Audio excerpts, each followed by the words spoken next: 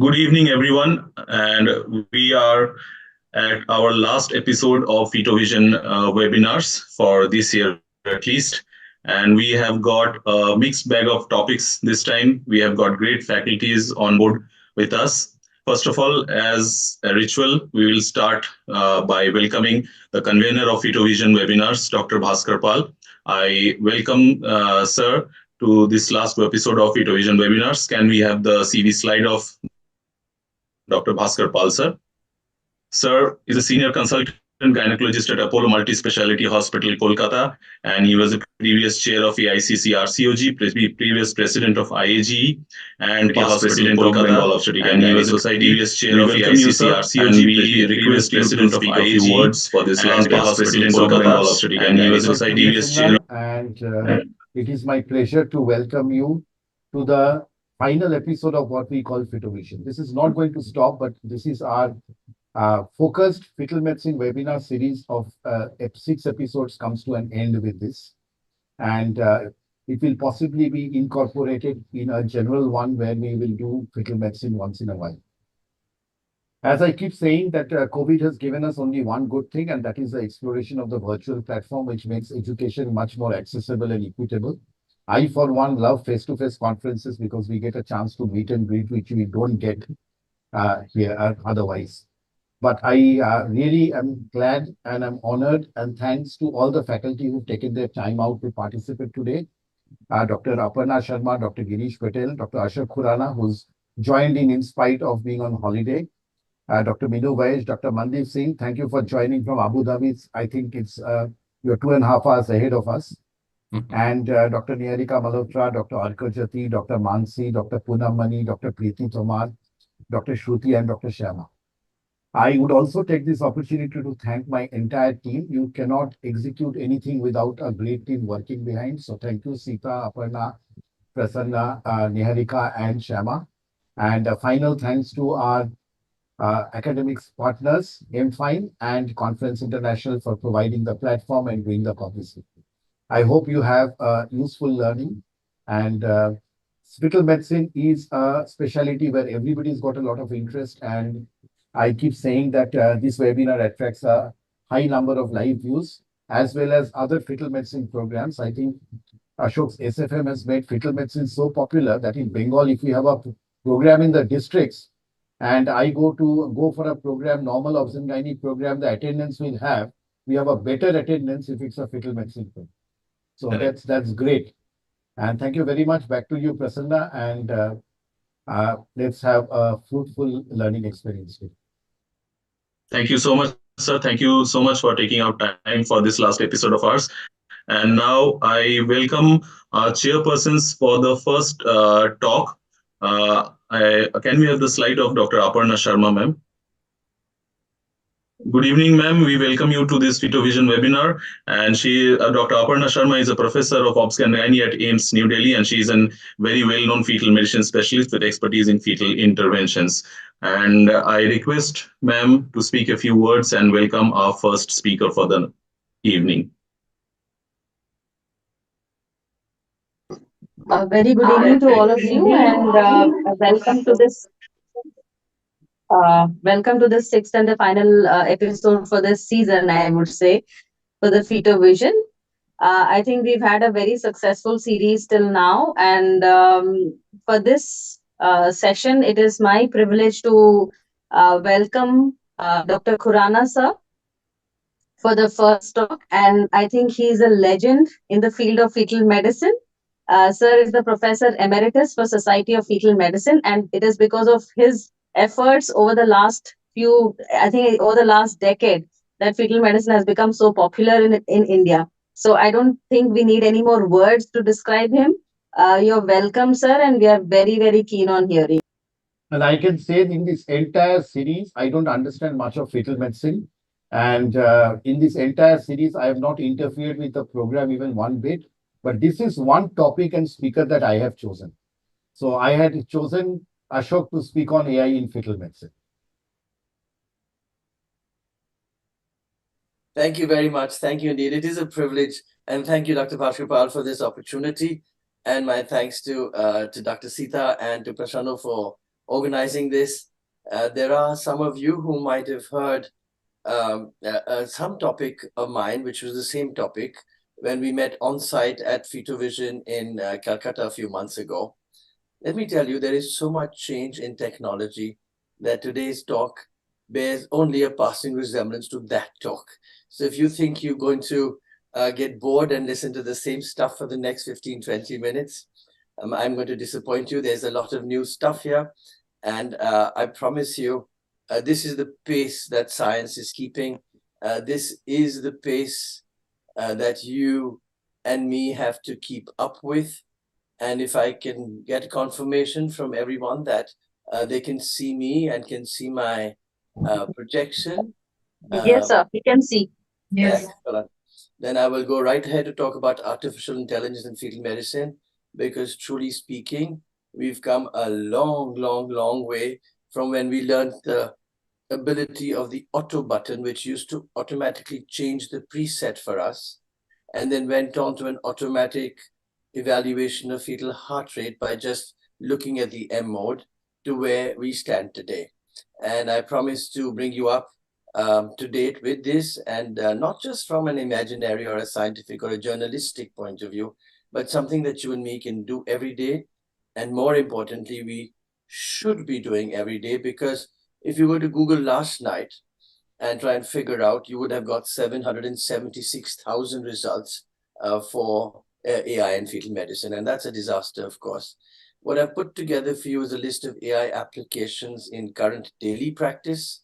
I will help you to differentiate between assistive tools and diagnostic tools, which is image recognition and analysis. And of course, all about imaging and where it helps us. You will learn to differentiate between semi-automation, which is not really AI, automation, which is almost AI, advanced automation, which is actually AI, and artificial intelligence, which is the old-fashioned AI, but now is part of everything. And of course, I will make that one attempt again to try and convince those colleagues who still don't believe that AI is a tool and a boon and is a threat, that they are wrong. I don't know why I try to do this, but it's nice to carry everybody with you, so I still try and do this. Because you see, after COVID, we've hit a complete new high on healthcare. Since 2022, it's not just leaders like who prepared this report who told us that, particularly with imaging, predictive analytics is being used as one of several tools to help clinicians analyze and diagnose images more quickly and with an ever-present virtual assistant. It just wasn't this private company, but the BMJ as well that told us the same thing 2 years ago, and the Lancet that also said this 2 years ago.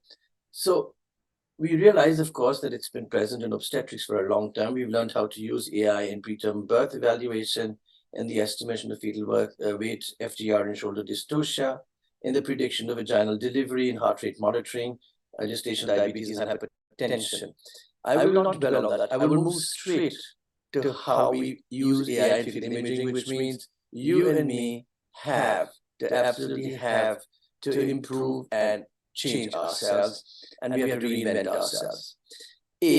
When we use AI, we use reduced keystrokes, decreased examination time, and decreased wear and tear of our joints.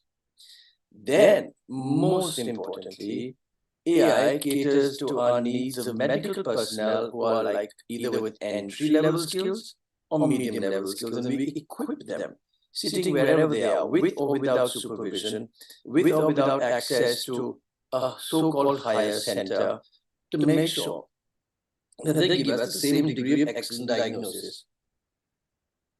Excuse me. Also, the way in which highly skilled individuals will practice this is also changing, and I understand this every day. Because AI is going to make sure that we will not become obsolete. In fact, if you do not start using AI, then you will become obsolete. So you and me better learn how to do this. Like I said before, we started with fetal heart rate, and the machine started telling us what was the fetal heart rate, and it was doing a better job than you and me. The future, of course, where this will reach next year, and it's already under validation, is the AI-based detection of fetal cardiac arrhythmias. And I really think that's a big leap, because you and me know very well how difficult it is indeed to go ahead and try and figure out arrhythmias when you're sitting all by yourself and wondering what's going on. And it starts right at the very, very simple missed beat that you and me often wonder should be ignored or not ignored. We then went on to actually doing sonobiometry, and what the machine was doing then was recognizing distinct planes and measuring things for us. We started with some 5 basic measurements, and then today most algorithms will tell us about additional measurements of the cisterna magna, the width of the atrium of the lateral ventricle, and the transverse diameter of the cerebellum. And you can imagine how much time that actually saves us, how many keystrokes, and how you can be really sure that you are moving forward and using them as part of your routine examination for your building up of fetal syndrome evaluation. The next step, of course, was that AI learned that we press one button in the PPD plane, there is a 3D coding which is done, and then the equipment aligns itself for your standard views of the transventricular plane, the transthalamic plane, the transcerebellar plane, and importantly, in the midline sagittal plane for the corpus callosum and the vermis of the cerebellum. Automatically and without much of an effort, the machine has now been able to do this, and most high-end machines and medium-end machines have this incorporated across all vendors, not just 1 or 2 vendors. We've also learned that this is all at the touch of a button, so we don't have to use our brains, and the machine does it all, and we save time. The other button that has worked marvelously for you and me is to auto set the preset. You press the auto button, and the image gets optimized both in color and grayscale, and we can make sure that without needing to press that button again, you and me can very, very happily get that specific preset for that patient to work for the rest of the examination, even if you were jumping from organ to organ. So that's really fantastic. You don't have to sit and play around. The first real use of AI was when we started differentiating on the basis of the image on what was cystic and what was solid. And we started using it for antral follicles in gynecology, but we soon realized that this business of assessing the size and number of follicles can be translated very, very efficiently, not just for gynecology in general, but specifically for any fluid space. And so we started using it for the analysis of complicated urinary tract dilatation. There's so much fluid in spaces that you're never absolutely sure of, 1 kidney, 2 kidney, or more kidney, or in this one, which was actually a 10.5 weeker with a mass at the back of the head. And then this type of a sono ABC general showed me that this mass was communicating with the dilated ventricular system, and therefore this was obviously the meningocele. Further analysis confirmed that this was a Meckel-Gruber. So, I mean, this then forms the starting basis of a confident way to make a complete diagnosis sitting in any part of the world. There is no differentiation anymore between a metro, between a first degree town or a second town or a tertiary level down, etc., etc. In 3D, this was very useful because our little line that should actually be in that amount of amniotic fluid now stays in that, is not a straight line at all. Nothing gets cut off, and an abnormal face like this Binder's facies remains a Binder's facies, and I can then figure it out without wasting any time. This stuff really comes from feeding the machine with a big database. The machine then learns how to extract features, learns when you add in more cases, and starts recognizing ultrasound images. And this is where we were a decade ago, and today we've been able to take that further and provide those big databases, make sure we get the right feature extraction, make sure we get a very high level of deep learning, and we learn to recognize this. A lot of this work is being done by us at the Civil Hospital in Gurgaon with the Garbini cohort, which is coordinated by the Translational Health Science and Technology Institute we have in India. This is part of the Department of Biotechnology, and collaboration for our academics and the statistics by the University of Oxford with the help of our Papa George and Alison Noble. So what we do is we get these images, we get this information, And we now have data that we have taken forward for validation, and I will show you some of the results as we go along. But look at how the equipment now learns to recognize placenta, learns to recognize spine and ribs, learns to recognize the abdomen and so on, and even is able to identify things like the limbs. Thanks to all of this, what we do understand now is that there is this question of the machine teaching itself. It now gives us a more accurate output, saves your time, and gives me a more accurate overall report. My quality becomes automatic, and that automation reflects in every bit of my work. This is what the automated sonography of the brain now looks like. And you realize, even in an image like this, the mid-Sag brain comes out automatically. We then also find that the algorithms for the heart have improved and have become simpler, 2 dots and you're done, and you get all the possible outflow views included when you're doing echocardiography, or even when you're doing a basic examination. It takes a one touch and you get your answers.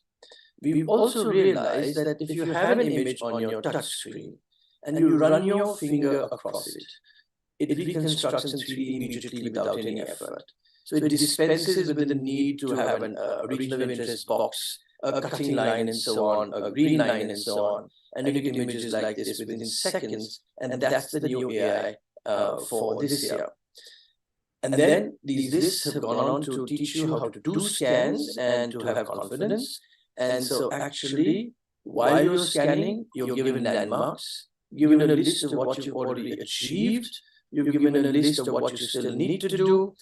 And it's not just for basic lists, it's advanced lists. It's not just for the spine, it's also for the face, for the abdomen. And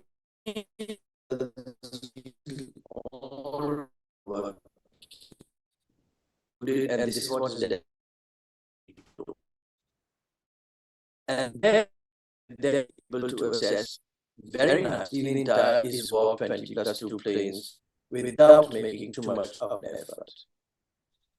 Moving on to more intense type of AI, to give this of being the leader of term birth and overcoming also these problems with iatrogenic prematurity, because at 20 weeks, in your standard view of cervix, the transcervical evaluation of the cervix, you just transport this via the internet to a place in Spain. It outlines for itself what it actually in the anterior lip of the cervix, marks it out, and gives you a risk for preterm delivery. It is more accurate than cervical length assessment. So this is where we are now, and it's a little expensive now.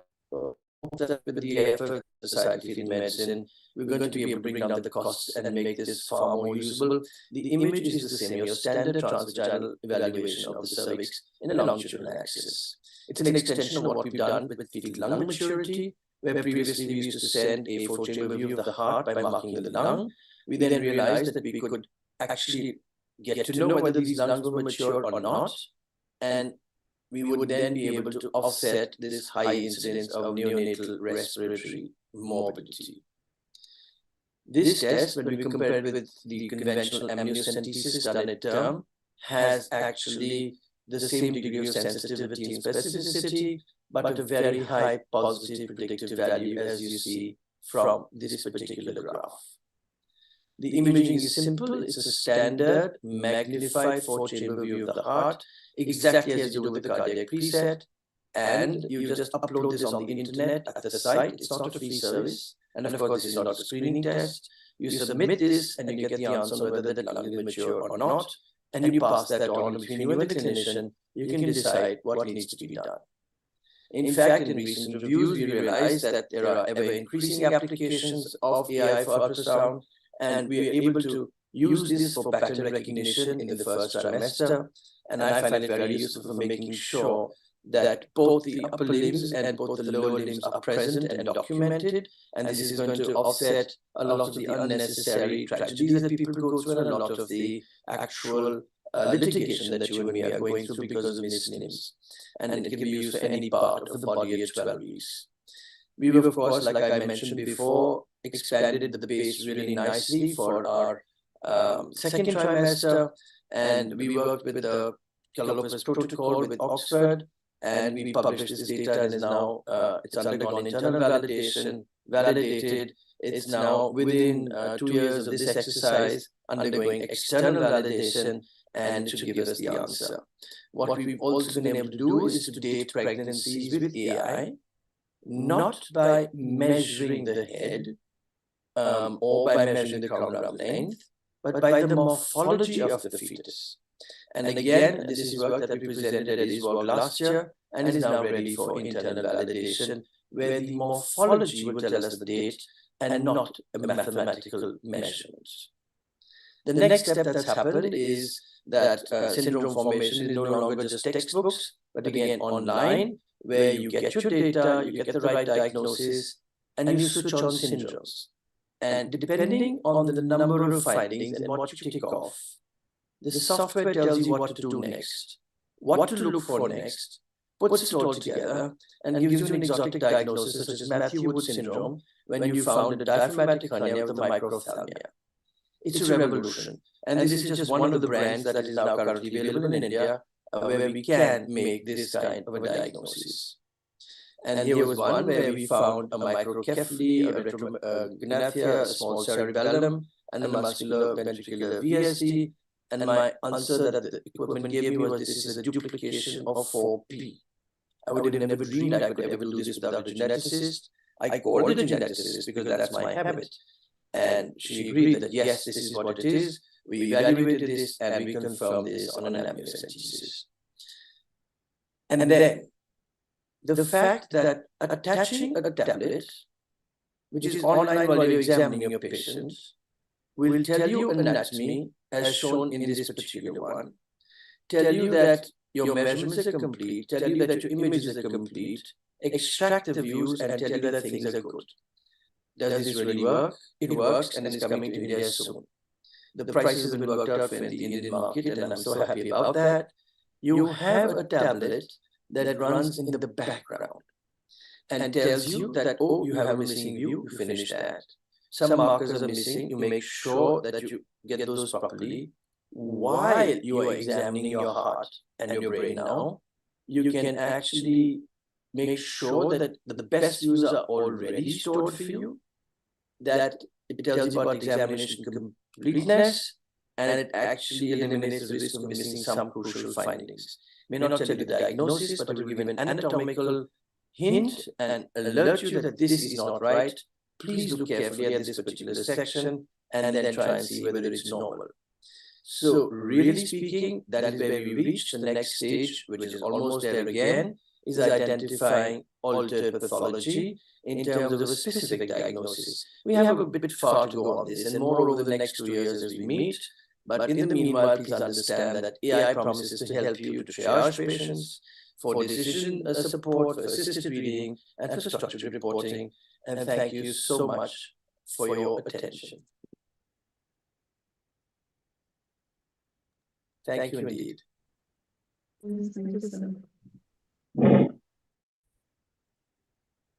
Aparna, you're muted. Yeah. Okay, sorry. Thank you very much, sir, for that, fantastic talk. And I must say that he is most of the work, and he's been a part of the studies which have envisaged getting the AI into routine practice. So we know that he's gone through that path and he's talking from experience. So, and we believe that when it is going to be here, so sometime very soon, and most of the things have been incorporated into practice, and some of the very interesting studies are on the way, and things are here to stay. So thank you very much, sir, for that very, very interesting talk. And like you said, even if I had heard it before, there was definitely a lot of things that were new and very interesting. So thank you very much, sir. Thank you. Thank you for this. Thank you, sir. Thank you so much for the talk, sir. Can we have, now we invite our second chairperson for the evening, Dr. Girish Patel, sir. Can we have the CV slide of sir? Himanshu.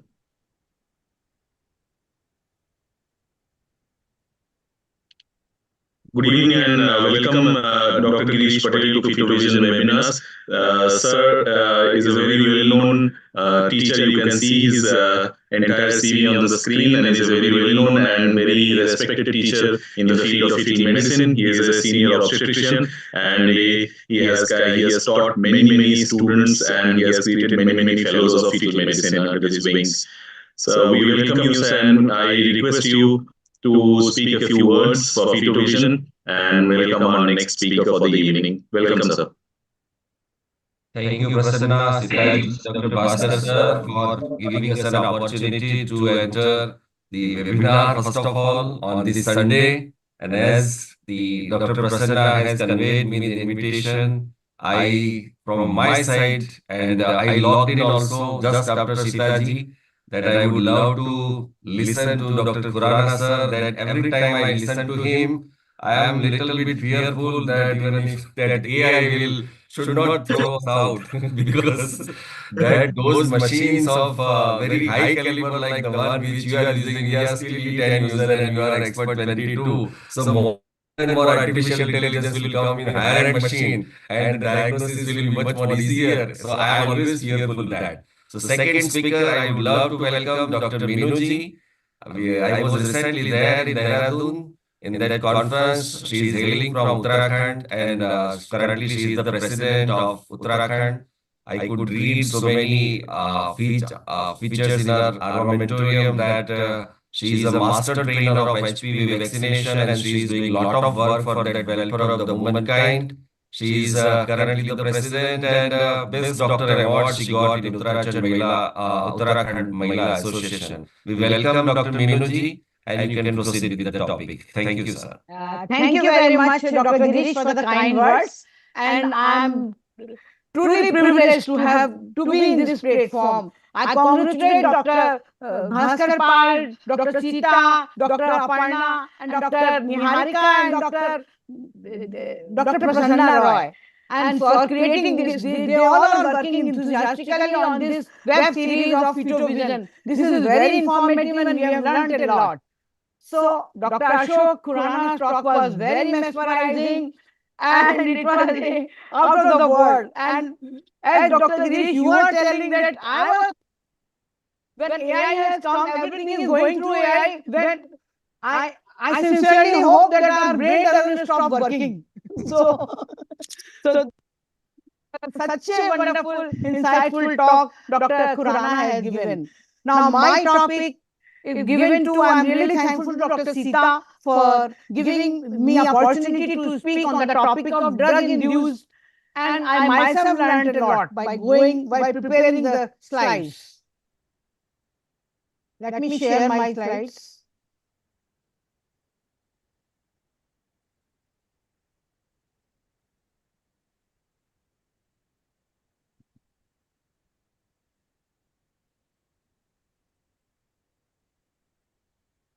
Yes. My topic is drug-induced teratogenicity in fetus. And as we all know, most of the people are using medicine for some or the other reason. Madam, sorry to interrupt. We can't see your slides. Okay, but I'm able have to to stop and share again. I'll share again.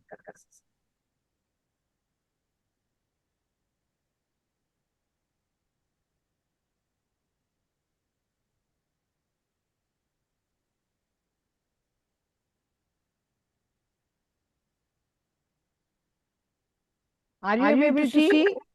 Yes, ma'am. Please make it full screen. Thank you. That's Thank perfect. you.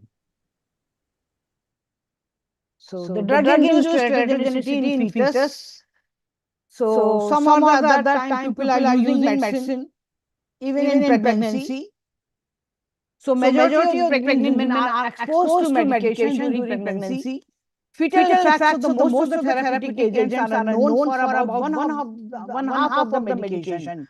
Only about 2 to 3% of all birth effects result from the use of the drugs. So it is advisable to avoid medication in pregnancy as far as possible, unless and until it is very important. So most drugs can cause placenta by passive diffusions. Placental membrane is semi-permeable. the movement of the drugs across the placenta is limited by a single layer of cells called trophoblast.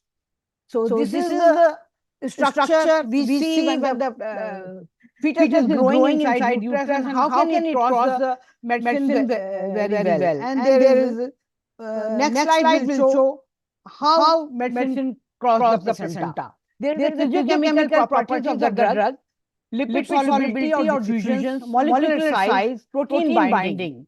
The stage of the placental and the fetal development at the time of the exposure of the drug also matters, and the duration of the exposure of the drug.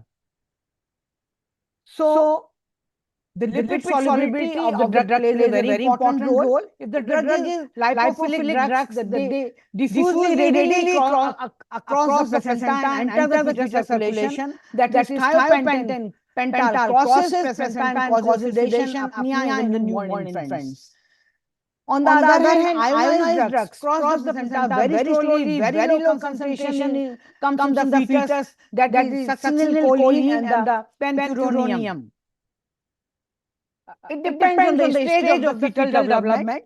Harmful actions of the drugs depends upon the stage of the fetal development at the time of the drug exposure.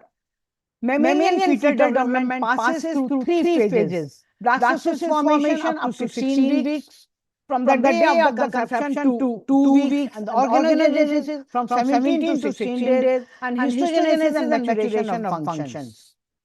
So, blastocyst formation occurs in first 2 weeks. It occurs from the first to 16 days, the first trimester from the day of conception, and for 2 weeks from the day of the conception. Period of dividing zygote and implantation, pre-differentiated period, and drug have an all or nothing effect. All or none effect is the funda of learning all these things. Exposure to harmful drugs during this period causes prenatal death or abortion or no effect.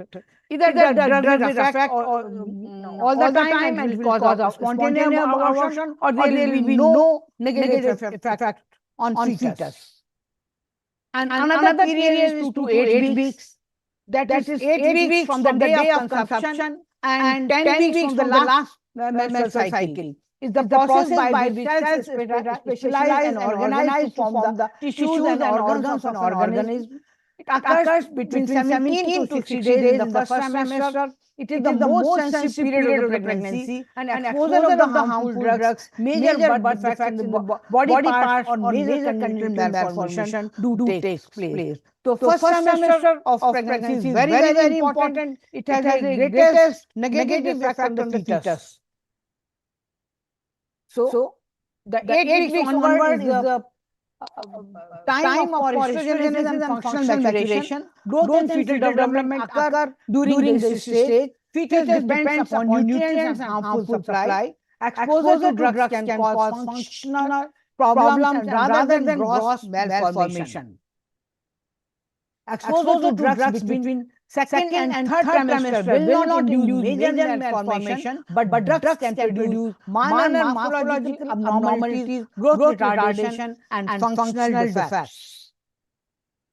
So, first trimester, first 2 weeks, first 6 to 12 weeks is very important. Most of the structural changes occur during that period, and any drug causing harm to the fetus may affect the organogenesis, may cause structural problems. Organogenesis takes place between week 2 to 8 weeks from the day of conception, and from 10 weeks for LMP. Major congenital malformation do occur, and it causes keratogenesis.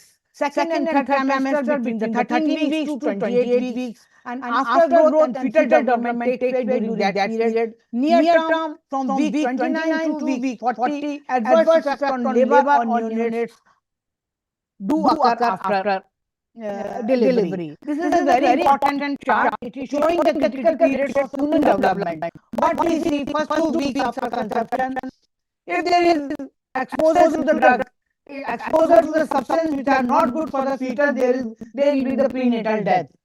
And from 3 weeks to 8 weeks, there is the organogenesis, and the major defects in the body parts of the structure takes place. In the later part of the pregnancy, the defective bodily system and the minor defects in the body parts and structure do occur. So the blue line shows the time of greatest vulnerability, and yellow line shows the time of the lesser vulnerability. So it has been found that the central nervous system and fetal growth is affected in the later part of the pregnancy if the fetus is exposed to teratogens. Now we come, what is teratogens? What is teratogenesis? Teratogenesis are the substances that are able to interfere with the fetal development and leads to permanent birth defects. This could be severe during critical period of development, that is organogenesis from 10 weeks pregnancy, and agents may be medication, street drug, chemicals, disease, and environmental disruptors. How we test the drugs? Drugs are tested on animals, and most of the time it is tested on rodents and rats and uh, other method for testing the drug is case reports. If some pregnant patient has taken the medicine and it has shown adverse effect on that particular patient, and that will modify our opinion about that drug. So on the basis of the uh, animal data and on the basis of the case reports, the drug has been classified into different systems. They have been classified on the category A, category B, and etc. Category A is a drug adequate and well tolerated. Human studies have failed to demonstrate a risk to the fetus. Drugs can be easily used like folic acid. And the category B is the no risk in animal studies. No adequate and well controlled human studies have been found, and drugs can be used in pregnancy. And category C is adverse effect on the fetus in animals only. No adequate and well controlled studies in humans is done. Drugs may be used in serious situations despite its potential risk. One thing I will like to tell, it is generally a key point that the drugs are not tested on the pregnant women. So that is only based on the adverse effect in case studies. Category D is the positive evidence of human fetal risk based on the adverse reaction data from studies in humans, investigational or marketing experience. May be used in the serious diseases or life-threatening situations. Category X. They are proven fetal abnormalities in animal and human studies. The risk involved in the use of these drugs in pregnant women clearly outweigh potential benefits. So, drugs are totally contraindicated in pregnant women or planning to conceive. Now we see the category and characteristic or examples of the drug. Category A, controlled human studies show no risk, folic acid and thyroxine. Category B, animal studies okay, but no human data available, paracetamol and erythromycin. And C, category C is the animal studies are not okay, no human data, risk cannot be ruled out. Example is morphine. And category D is positive evidence of risk and benefits outweigh risks. So risk is higher than benefits like anti-epileptics drugs. And category X is the contraindicated in pregnancy like thalidomide.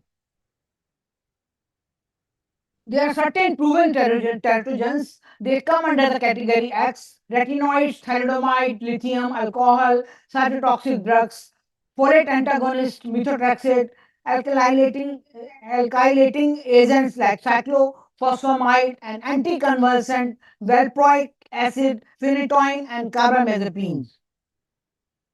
Proven teratogens are anticoagulants, warfarin, antibiotic, tetracycline, quinolones, and ACE inhibitor, ionizing radiation, diagnostic X-ray or radiation therapy. Though the diagnostic radiation doesn't cause much harm, very high dose of the X-ray and radiation unit is required. So most of the time it doesn't cause any harm, but we have to be careful. Radioactive iodine, corticosteroids, and hormones. Retinoids. Before going for this literature, I will like to say how to remember these drugs are causing harm. There is a formula: Tereto causes very weak lip.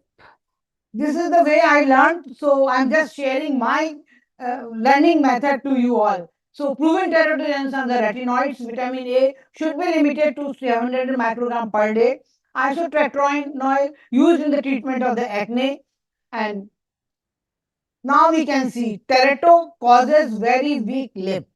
And this will go like that. Thalidomide causes phocomelia, the shortening of the or the absence of the long bones of the limbs. It was a very dangerous drug, and it was used as a sleeping drug in pregnant women in 1950, and it causes lot of havoc, lot of abnormal babies were produced. Second is ethanol, tereto, E for ethanol. There is a alcohol, fetal alcohol syndrome was there. There was a microcephaly, craniofacial abnormalities, intrauterine growth retardation, CVS abnormalities, CNS abnormalities, attention deficits, intellectual disability, and mental retardation. And there is a typical phases for fetal alcohol syndrome in babies. Then we come to the R, tereto. We come to the R, that is retinoid. Retinoid isotretinoin is used for acne. It causes the cerebrofacial and heart defect. A is the ACE inhibitor. Captopril and enalapril, they cause renal damage, fetal and neonatal anuria, fetal hypotension, hypoperfusion, growth retardation. ACE inhibitor disrupt the fetal renin-angiotensin system, which is essential for the normal renal development. So tereto. Now we come to the another T. Another T is the tetracyclines. Tetracycline should not be used in the pregnancy and when the person is trying to conceive. It causes the altered growth of the teeth and the bones, permanent teeth staining, and enamel hypoplasia. O is for oral hypoglycemic agents. It prolongs the severe hypoglycemia, and we should switch on to insulin, and we should avoid using hypoglycemic agents. And now is the causes. Tereto causes very weak lip. So now we come to the causes. Causes is carbamazepine. It causes the neural tube defect. And valproic is an anti-epileptic drug. It causes the neural tube defect, spina bifida, anti-epileptic drugs, and impairs folate absorption. Whenever we giving medicine for, we are giving medicine for epilepsy, it is very important to give high dose of folic acid, like 400 milligram of folic acid has to be given. Now we come to the weak. Weak is for warfarin. Warfarin is used for, is basically used in coagulopathy. It causes the hypoplasia of nail bridges and CNS malformation. And we come to the L, LIP, lip. L for lithium. It causes an obscene anomaly. Cardiovascular anomaly is mainly valvular heart defect and involving the tricuspid valve. Iodine causes the radioactive iodine causes the fetal hypothyroidism. And P for phenytoin. Phenytoin causes the fetal hydantoin syndrome. This is a typical facies. It has a broad face, broad nose, and small and broad nose, and there is a difference. There is a more difference between two eyes. So nail and the digital hypoplasia, oral cleft lip and palate is seen, and cardiac anomalies have been noted in with intake of the phenytoin in first semester. So here we can see the example of phocomelia. So now this drug is totally contraindicated and not used in pregnancy. And another is valproic acid. It causes the spina bifida. This diagram is showing the spina bifida. Fetal hydantoin syndrome. The faces we can see with phenytoin causes the digital hypoplasia and cleft lip and cleft palate. Here we can see the faces which I have explained. Corticosteroids and phenytoin causes the cleft lip and cleft palate. Teeth staining is seen in tetracycline cases, and there are certain adverse effects of the drugs during second and third trimester. Some drugs can produce adverse effect on the fetus, more likely than major malformations due to their pharmacological actions. They affect growth and fetal development or toxic effect on fetal tissues. So adverse effects of the drugs are tetracycline, impaired teeth and bone development, yellow-brown discoloration of the teeth. Aminoglycosides causes like streptomycin, kanamycin causes the ototoxicity, eighth nerve, cranial nerve damage. It was very common when gentamicin was used and streptomycin was used when we were studying in the medical college. Chloramphenicol causes the gray baby syndrome. What is the gray baby syndrome? Gray baby syndrome is a hemodynamically baby is not stable and there is a ashen gray color of the baby. So it is called the gray baby syndrome. Corticosteroids causes the adrenal atrophy and growth retardation. Propranolol causes bradycardia, neonatal hypoglycemia, placental insufficiency, reduced uterine blood flow, and fetal distress. It should not be used in hypertensive disorder of pregnancy. Antithyroid drugs, iodine, methimazole, carbamazole, and the propylthiourea, they causes the risk of neonatal hypothyroidism and it causes the absence of the epidermis, absence of the hair growth on some part of the scalp. Non-steroid anti-inflammatory drugs, aspirin, indomethacin, the prostaglandin synthesis inhibitors, they are the prostaglandin synthesis inhibitor, constriction of the ductus arteriosus, it closed prematurely, pulmonary hypertension in newborns, and increase in the gestation time, prolonged labor, neonatal bleeding, risk of the postpartum hemorrhage. So benzodiazepines and diazepam. It causes the chronic use causes the neonatal dependence and withdrawal symptoms. So that's why as NSAID we know that aspirin we stop 15 days before the due date. So better to stop at 34 weeks because all these patients are the high risk and they can end up in labor pain anytime. The ACE inhibitors causes the renal damage. Warfarin causes the risk of the bleeding. Adverse effect of drugs prior to labor or near term. CNS depressants like diazepam and morphine interferes with suckling, respiratory depression, and reduced blood flow and fetal distress. Sulfonamides can displace bilirubin from albumin and it causes neonatal hyperbilirubinemia, jaundice. So, hypertension in pregnancy, the drugs contraindicated are ACE inhibitors, angiotensin 2 receptor blockers, thiazide diuretics, propranolol, and calcium channel blockers in mild hypertensions. Probable safe drugs are alpha-methadropa or labetalol. These days we are using labetalol and emergency drug is hydralazine or labetalol injectables. So coagulation disorder in pregnancy, drugs are contraindicated. Warfarin is contraindicated in all trimester. It crosses placenta. First trimester, teratogenesis is chondroplasia. Second and third trimester, there is a risk of the bleeding. Probably it is probable safe drug is heparin.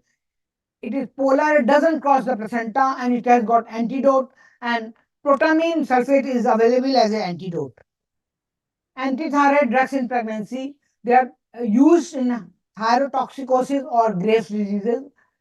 Profile thiouracil and methyl thiouracil, carbimazole and radioactive iodine all can cross placenta, all have risk of congenital goiter and hypothyroidism. The lowest dose of antithyroid drugs should be used and propyl thiouracil is preferable over other drugs. Antibiotics in pregnancy, the contraindicated antibiotics are tetracycline, we have already discussed. Quinonols and ciprofloxacin should be avoided, it causes arthropathy, bone and cartilage damage. And aminoglycosides causes ototoxicity. Sulfonamides causes neonatal jaundice and conductus. Chloramphenicol causes the gray baby syndrome, we have already discussed. Trimethoprim may disrupt folate metabolism in fetus, so should be avoided, may cause the neural tube defect. And probably safe drugs used in pregnancy are penicillin, ampicillin and amoxicillin, cephalosporins and macrolides, the erythromycin, azithromycin. As alternative in penicillin sensitive individuals, but erythromycin acrylate should be avoided. There is a risk of hepatic injury. drugs of the choice in pregnancy. It is very important to know what are the drugs of choice in pregnancy. In antihypertensive, alpha methyl dopa, labetalol, alpha and beta blockers, and hydralazine, emergency only. Antibiotics used are penicillin, cephalosporin, erythromycin. We should not use erythromycin estrolate. Anti-diabetes drug insulin, we should avoid oral anti-diabetics. Anticoagulants are heparin, and analgesics are acetaminophen. It is safe in pregnancy. Antithyroid drugs is propylthiouracil. It is protein bound, is safe in pregnancy. Anticonvulsants, all anti-epileptics have potential to cause malformation. These days we are using Levera, and avoid valproic acid. It is a highly teratogenic. Folic acid supplementation prevents neural tube defects in women receiving anti-epileptics drugs. So thank you for patience listening. Thank you, ma'am. It was a great illustration of our that theoretical part, which we should know as an obstetrician, that you have nicely categorized all years FDA, B, C, and X category. And the last slide was fantastic, which I have already taken the screenshot that what we should prescribe. No, it was a great discussion, ma'am. Thank you. Thank you very much. Thank you. Thank you, ma'am. Thank you, Dr. Meanwash, ma'am. Thank you, ma'am. And now I request our chairperson, Dr. Aparna Sharma, to introduce the third speaker for the evening, Dr. Mandeep Singh, sir. Can we have the CV slide of sir?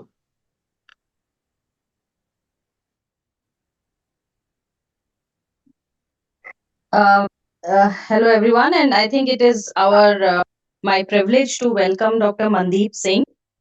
Dr. Mandeep Singh is now we know him as a very he has a special interest in fetal interventions, and Dr. Mandeep Singh is now a consultant and subspecialist in maternal fetal medicine and fetal therapy, and he is the director at the Kypros Nicolaides Fetal Medicine and Therapy Center in Abu Dhabi.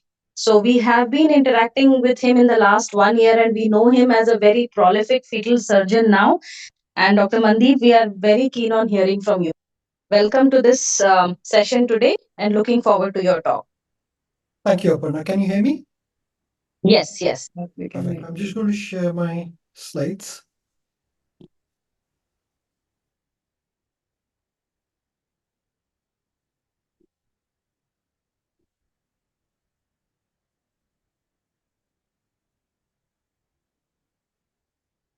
Can you see my slides? Perfect. Yeah, we can see. Perfect. Thank you. Thank you, Aparna, for the introduction. Bhaskar and Sita, who I've known for a very long time, and thank you very much for asking me to present on in utero repair of left-sided congenital diaphragmatic hernia. Obviously, this is a very new topic, and I'm just going to go through the brief history of how we started and where we are now, and what are the new treatments available on the horizon. We all know that congenital diaphragmatic hernia is a serious malformation. It's a serious malformation. The prevalence is 1 in 4,000. We all know that when the abdominal viscera herniates into the thorax through a defect in the diaphragm, that is basically called as congenital diaphragmatic hernia. It results in the deviation of the heart. Bowel, bladder, bowel, stomach, liver, they all can move into the thorax. Right-sided hernia, left-sided hernias are more common than the right side. The right side are more problematic and more complicated because of most of the times presence of liver in the thorax along with the bowel and stomach. The hernias can be posterolateral, anterior, or retrosternal. Because of the content of the abdomen in the chest, there's usually compression of the esophagus and hence resulting polyhydramnios and obstruction to the swallowing passage. Whenever we make a diagnosis of diaphragmatic hernia, the first thing we think about is the presence of chromosomal abnormalities or genetic syndromes, and we know that trisomy 18, trisomy 13, tetrasomy of 12p Pallister-Killen syndrome are found in almost 20% of cases. There are genetic syndromes such as Fryns syndrome that can be found in around 10% cases. Hence, when we see a diaphragmatic hernia, irrespective of whether it is left or right, whether it is mild, moderate, severe, we would offer an invasive test because we want to know whether the chromosomes are karyotype is normal or not. On ultrasound, we can see the heart and the stomach next to the heart. Diaphragmatic hernia can be detected also in early pregnancy. As a general rule, if we detect diaphragmatic hernia in early pregnancy, the prognosis is poor because the disease is more severe. Very mild diaphragmatic hernias may be missed on scan, and they are okay because they do not cause much of a problem to the baby as well. Management of CDH. So in the 1990s, CDH continued to be a problem for a very long time. So one of the experiments that was done in animals was to clamp the trachea with an artery forceps. And on those animal experiments, it was seen that in lambs where the trachea was clamped, it was associated with good sized lungs. Also, we know from a congenital high airway obstruction that those lungs are huge, and those lungs are associated with eversion of diaphragm because the lungs become very large because of the obstruction in the trachea. And they thought whether we could use this hypothesis to see if diaphragmatic hernia can be managed in that way, because ultimately the main problem in diaphragmatic hernia is pulmonary hypoplasia. The pulmonary hypoplasia results from the content of the abdomen in the thorax pushing the lung and preventing it from inflating. Also, in the meantime, there was development of this balloon, which we all know as the gold ball balloon. It went through a number of modifications, and the current one which we use is Gold Ball 2. And they wanted to see if that works and helps in managing congenital diaphragmatic hernia. For many years, we treated all diaphragmatic hernias as the same. However, then the classification system of mild, moderate, and severe came into play because we wanted to know how the prognosis of different types of diaphragmatic hernias would be. Clearly, there were mild types, moderate types, and severe types based on the amount of lung that was present. Mild, in which it is more than 45%, moderate 26 to 45, and severe less than 25. And this is calculated by using this calculator. There are a number of calculators available. There are calculators on the Fetal Medicine Foundation website, the Total Trial website, and perinatology.org. They all pretty much do the same. If the defect is severe, then the chances of survival are less than 15%. If the defect is moderate, the chances of survival are 50%. But if the defect is mild, then the chances of survival are around 90%. And clearly, the mild varieties do not probably need treatment in utero. And that is why this classification was very important. The other thing that we also know from this classification is that the moderate and the severe type are a big problem. They are a problem because 50% of these babies will die. The total trial then was started in 2003, and I think this trial was one of the longest running trials. So when the trial was constructed and by the trial finished, there was significant changes in not only fetal medicine but also in pediatric surgery, respiratory support, neonatal intensive care unit. However, the results of this total trial were declared in around 2020. This was a trial limited to the severe left-sided diaphragmatic hernia. So babies with severe left-sided diaphragmatic hernia only were randomized into two groups. In one group, they were treated with the endotracheal occlusion. In the other group, there was no treatment and conservative management was adopted. As you can see, there is a significant improvement in the survival of babies that had the balloon. The median gestational age was less because babies who had the endotracheal balloon delivered early because of an intervention in utero. However, the need for ECMO in babies that had balloon was significantly less, and so was the neonatal neonatal demise rate. So clearly, the balloon group did well. However, the only problem here was the mean gestational age in the fetal group. And hence it was decided that prematurity is obviously not good for any baby with diaphragmatic hernia. So in babies with isolated left-sided diaphragmatic hernia, endotracheal occlusion should be performed between 27 and 29 weeks gestation. And this resulted in significant benefit over expectant care with respect to survival and to discharge time. If we were to put balloons earlier, the mean gestational age would be much lower, and these babies will pass away because of the risk of prematurity and the complications in repairing the diaphragmatic hernia. Hence, the gestation of 27 to 29 weeks is crucial.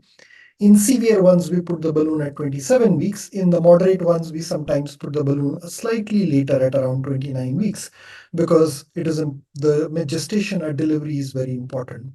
There are specific instruments that we use to insert the balloon in the trachea, and this is an illustration of those instruments. I'm just going to demonstrate a case. This was a lady who had an IVF pregnancy. This was one of our cases in Abu Dhabi. Her husband had chemotherapy, hence his sperms were stored. However, after conception, at 14 week scan, 12 to 14 weeks, the baby was diagnosed with a left-sided congenital diaphragmatic hernia. At the 20-week scan, the observed to expected lung to head ratio was 17%. So this classified into a severe type of congenital diaphragmatic hernia. In addition, there was a small right-sided thoracic hemivertebra and hence scoliosis at T8 to T10 level. However, exome sequencing and microarray were completely normal. They did not detect any significant abnormality. We discussed that the risk of mortality in this case is quite high, and we gave them a prognosis of around 83%. Sorry, my slides have just stopped working. I'm really sorry, I don't know what's happened. Just give me 1 second. We can see your slides though. Thank you. Okay. Are they moving? Is that a video? We can see the same slide of the history bit. Yes. Yeah. Yeah.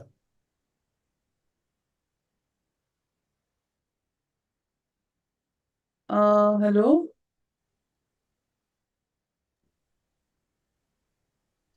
Hello? Sorry, I may have to just.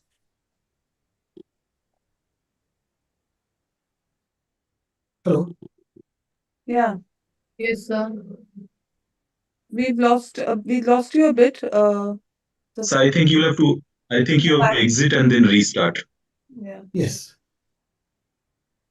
The videos are slowing down. That is the reason. Give me 1 second. I'll need to come back. No issue. Yes, sir. You have to reshare, sir.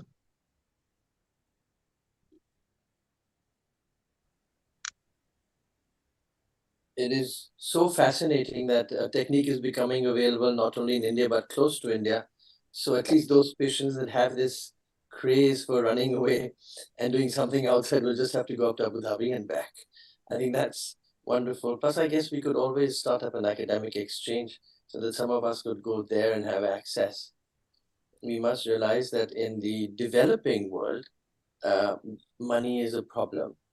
But that should not stop us from actually achieving or guiding our patients to places depending on their economics.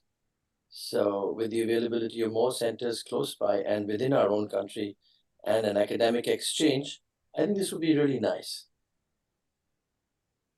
I'm almost there. Just going to open Yeah, my go ahead. No, we were waiting for your slides to come. Yeah.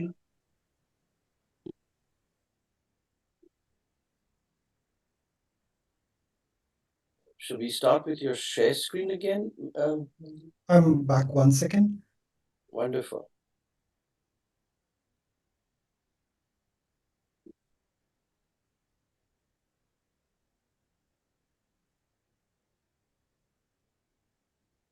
Can you see my slides?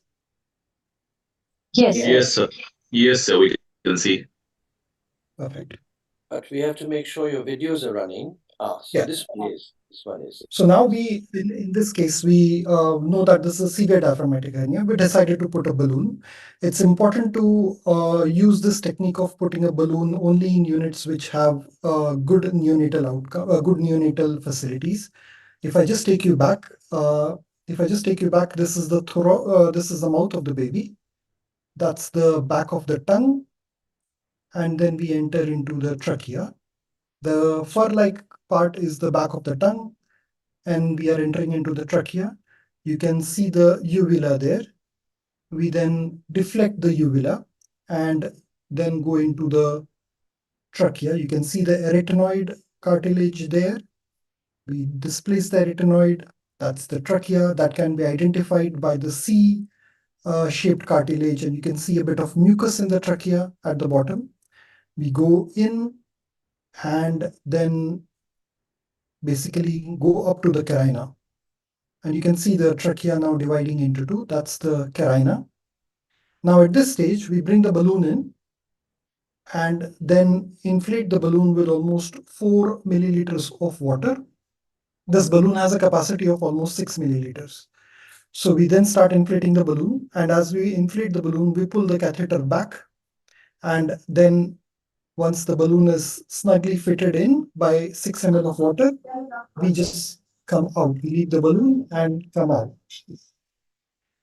And then the balloon is safely in place, and then we carefully come out of the mouth. The important thing is that if putting the balloon is easy, the most difficult part is managing these babies once they deliver. And hence this procedure should only be done in units which have level 3 facility for high flow oxygenation, ventilation, nitric oxide, and respiratory ECMO. Also, the team that has expertise in removal of balloon should be available 24/7 till the time this baby is delivered.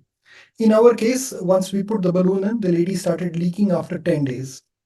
We gave her the option of putting in a patch to try and control the leaking. However, she declined it because she did not want another intervention in, which is understandable.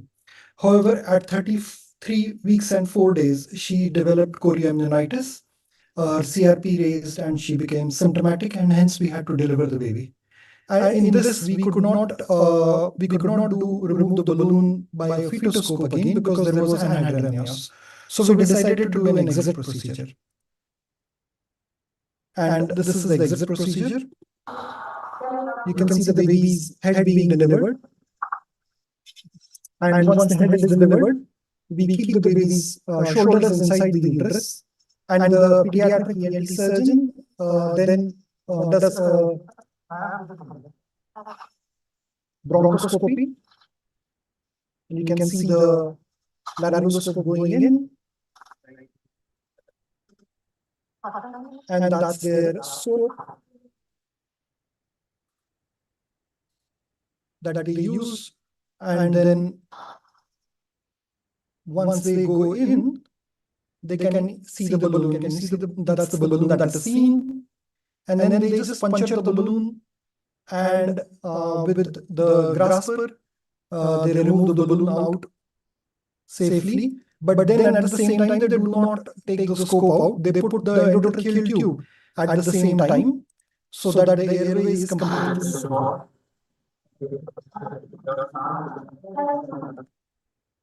You can see in this picture, the baby has a balloon. This big black part is the balloon.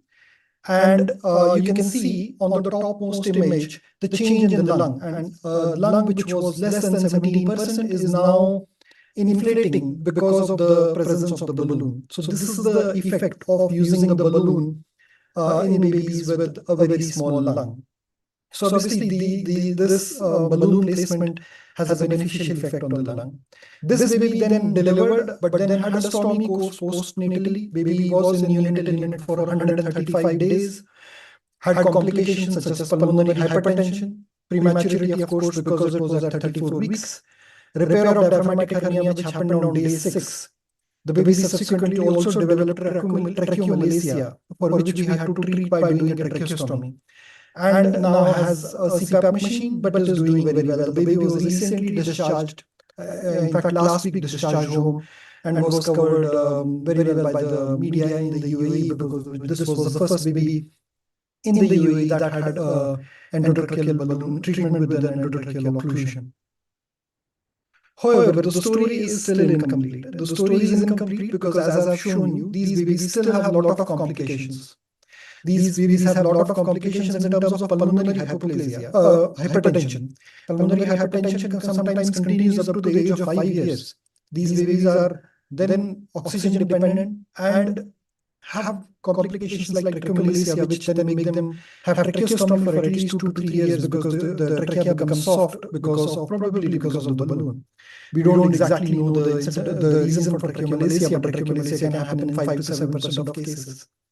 If we go back into literature, in 1997, Michael Harrison tried to operate on 5 babies in 5 lambs, and then used the same technique in humans. However, at that time, there was no classification of mild, moderate, severe. Michael Harrison used a 2-incision technique, one in the thorax and the other one in the abdomen. And the aim was to try and repair diaphragmatic hernia whilst in utero. As you can see, he then concluded that repairing the diaphragmatic hernia in utero did not improve the outcome. 3 of the 5 babies died, and the 2 babies that survived did not show any significant improvement. It has been almost 25 years since these procedures were done, and it was hence time for us to revisit whether we could do this again after 25 years. The things that have changed after 25 years is that our neonatal intensive care facilities have improved. Our pediatric surgical experience has improved. We have got better instruments and better grafts to treat diaphragmatic hernia. This was a case that we were debating whether we should do it in animals and then do it in humans. But then at the same time, we got this lady who has a para-1, had a previous cesarean section, and had a baby with severe congenital diaphragmatic hernia left-sided. Karyotype was normal.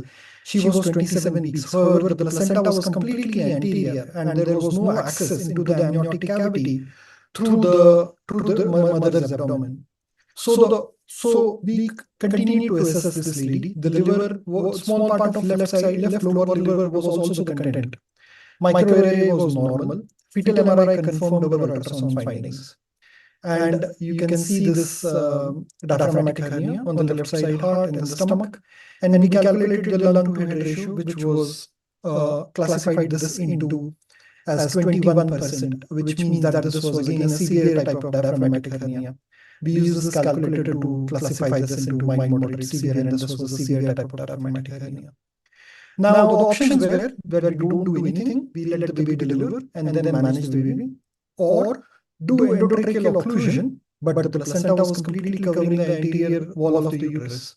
The other option was to open the abdomen via laparotomy, deliver the uterus as we would do for any surgical procedure, in utero surgical procedure, and then introduce the fetoscope through the posterior wall. However, this was going to be a significantly invasive procedure. We discussed the option of in utero CDH repair with the parents.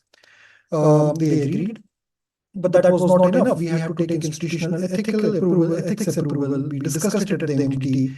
The ethics committee was divided in their opinion, but the majority was in favor of doing attempting a left-sided diaphragmatic hernia repair in utero. So with this small majority that we had in our favor, we decided to go ahead with this procedure. This procedure was done in Clínica Constantinas in Colombia, in Bogota, with Professor Mauricio Herrera.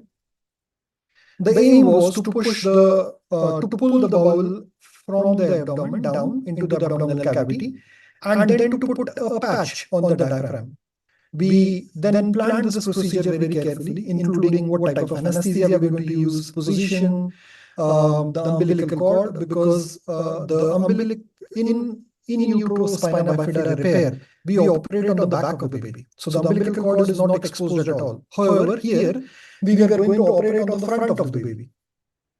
And especially if you can see on the right side, the incision was supposed to be on the subcostal region. That means the umbilical cord was going to be very close to the operating area. So we decided to put in a small flexible catheter and continuously infuse the baby with normal saline, so that we can continuously make sure that the umbilical cord is not compressed. So after careful planning, we decided to go ahead with this procedure. And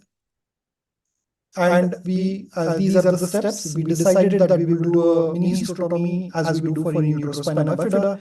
We will prevent the umbilical cord kinking, and we will not allow pressure to build up in the abdominal cavity when we are pulling the bowel down, because that could then compress on the umbilical vein that goes through the abdominal wall, through the abdomen. We decided to use a pericardial patch for closure of the hernial site, so that, as you can see, we use the same technique as we use for in utero spina bifida repair.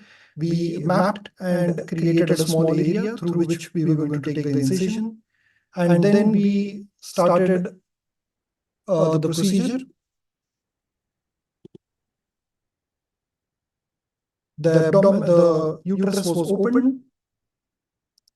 Then once the uterus was opened, the baby was exposed. We put in a flexible catheter that would continuously infuse normal saline.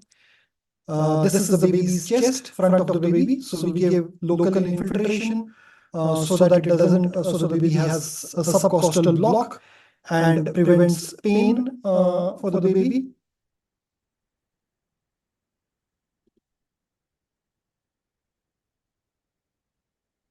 Then the baby's abdomen was opened using cautery. These are the pediatric surgeons who then came into play.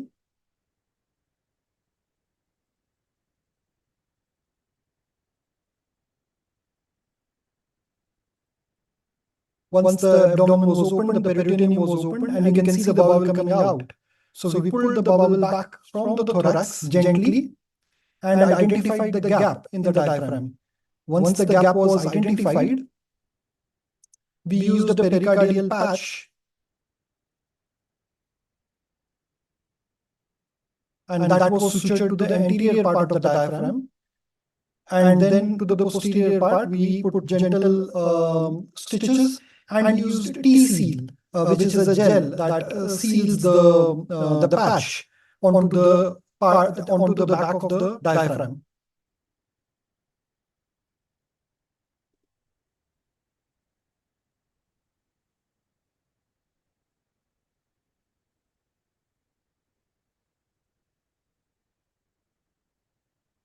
And once the patch was in place, we then put the bowel back and closed the abdomen gently, making sure that there is no excess pressure and the baby was alive.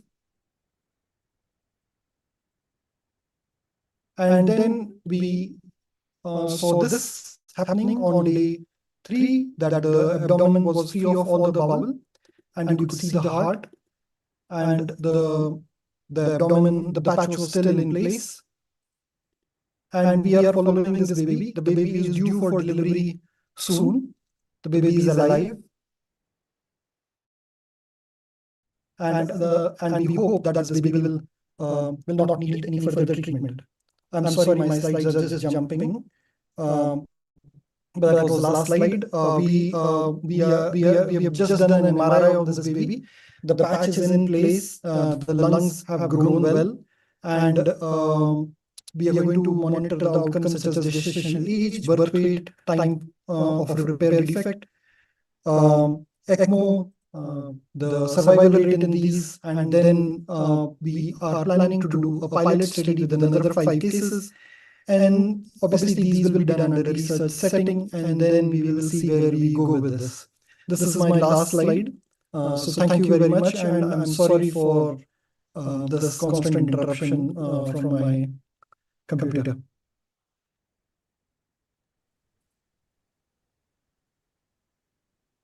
Thank you so much. Excellent, sir. Dr. Aparna. Dr. Girish, Ma'am. we're all mesmerized. Thank you It's very much. actually. Yes, Dr. Girish Patel, sir. Thank you so much. Yes, Dr. Girish, please. Yes, it was a very nice talk and something new. that in Fitovision also we learn something new. Here also we learn something new. Every time we come to Kolkata or organized by Kolkata, we will learn something new. That is the hope. Thank you. Thank you. Dr. Aparna, Dr. Khurana sir is here. Dr. Khurana sir is left, I think. Yeah, hi. Yes, I'm here. So I think it's been an absolutely fabulous. It's always great listening to Dr. Mandeep. And I think at some point in time we are all hoping to kind of learn from him and take this forward here. But yes, I think great talk, Dr. Mandeep, and keep doing new things and inspiring us all. Thank you. Thank you. Thank you very much. Thank you so much. Thank you so much, sir. Thank you so much. I thank all our three respected speakers for the first session of this webinar. And I request you all to please stay back because we need to take a short break and play the industry video. Himanshu?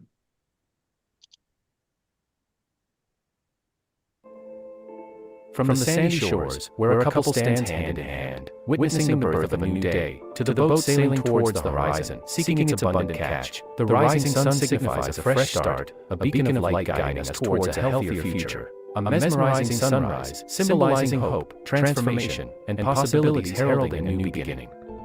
Just as the sun's rays fill the sky, illuminating the world around us, we at M-Fine Diagnostics are here to illuminate the path to a healthier tomorrow with the promise of transformation. In this symbolic moment, we invite you as M-Fine Diagnostics, formerly known as LifeCell Diagnostics, embarking on a journey to revolutionize India's healthcare system. With the recent acquisition by LifeCell Diagnostics, M-Fine Diagnostics combines the strengths of two leaders, forging a path towards a healthier India.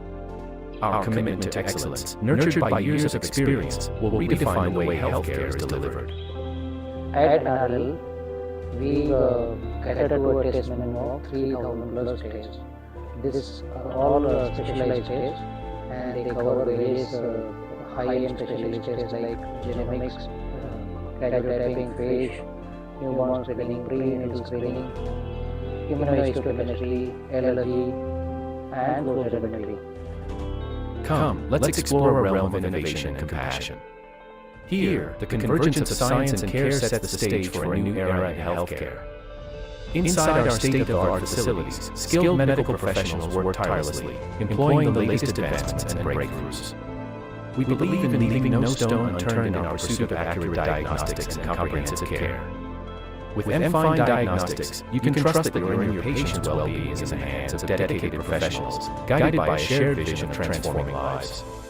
At M-Fine Diagnostics Lab, we combine expertise, advanced techniques, and timely reporting to provide you with the most reliable histopathology services. Trust us for accurate diagnoses and comprehensive solutions. Our integrated departments and highly trained professionals equipped with advanced technology deliver high-tech tests with speed and accuracy. Automated sample management guarantees faster results, while our focus on quality is unwavering. At M-Fine Diagnostics, we prioritize seamless experiences for patients and doctors. Our dedicated customer care ensures hassle-free services, patient convenience is key, and we offer real-time logistic tracking, allowing patients to stay informed about their specimens. With strong logistics support and real-time sample tracking, we ensure smooth operations. Our mobile application provides a flawless user experience, enabling easy test searches, bookings, and result downloads. Our enhanced customer experience includes auto-routing bookings to the nearest available phlebotomist and a user-friendly portal/mobile app. Our skilled phlebotomists collect samples efficiently, maintaining specimen integrity during transport to the lab. Adhering to NABL and CAP guidelines, we uphold the highest quality standards in the industry. Together, we can set new benchmarks of performance and excellence across the country. We are excited to collaborate with you in catalyzing game-changing diagnostic innovation for those who need it most. Thank you for your support.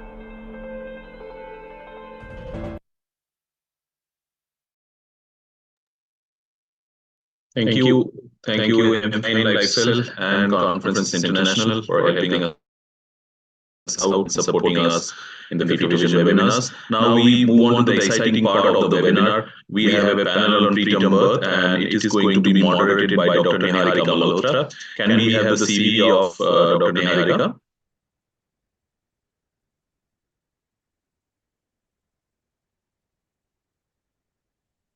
Dr. Niharika is a very well-known IVF specialist from Agra. She is a consultant at Rainbow IVF and she has many laurels to her name. I welcome you, Dr. Niharika, to moderate the panel and please welcome all the panelists on your behalf. Thank you, Niharika.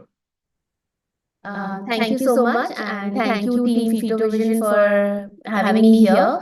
I would like to invite my panelists for today, Dr. Arkujyoti Mukherjee. So Dr. Arkujyoti Mukherjee has done his fellowship in fetal medicine. He's an assistant professor in Kolkata. Welcome, Dr. Arkujyoti. Dr. Mansi Shukla. Can I have the CV of Dr. Mansi? Dr. Mansi is also a consultant in fetal medicine at Dinanath Mangeshkar Hospital, Pune. Welcome, Dr. Mansi. Dr. Poonam Mani. Welcome, Dr. Poonam. Dr. Poonam is professor and unit head at the department in Muzaffarnagar, and she's also been the professor at Department of AIIMS. Welcome, Dr. Poonam. We also have with us Dr. Preeti Tomar. Dr. Preeti is director and lead consultant in fetal medicine at the Arun Fetal Medicine Center, Indore. Welcome, Dr. Preeti. And we have Dr. Shruti Jain with us. Dr. Shruti is consultant in fetal medicine and genetics at the Kailash Hospital Neuro Institute, Noida. Welcome, Dr. Shruti. And Dr. Sharma. Welcome, Dr. Sharma. And Dr. Sharma has also done her fellowship in fetal medicine, and she is the chief consultant in fetal medicine at Thrissur. So we all have a series of fetal medicine specialists today for this very important and basic topic on preterm birth. So I would like to share my slides now. So I hope you can see my slides.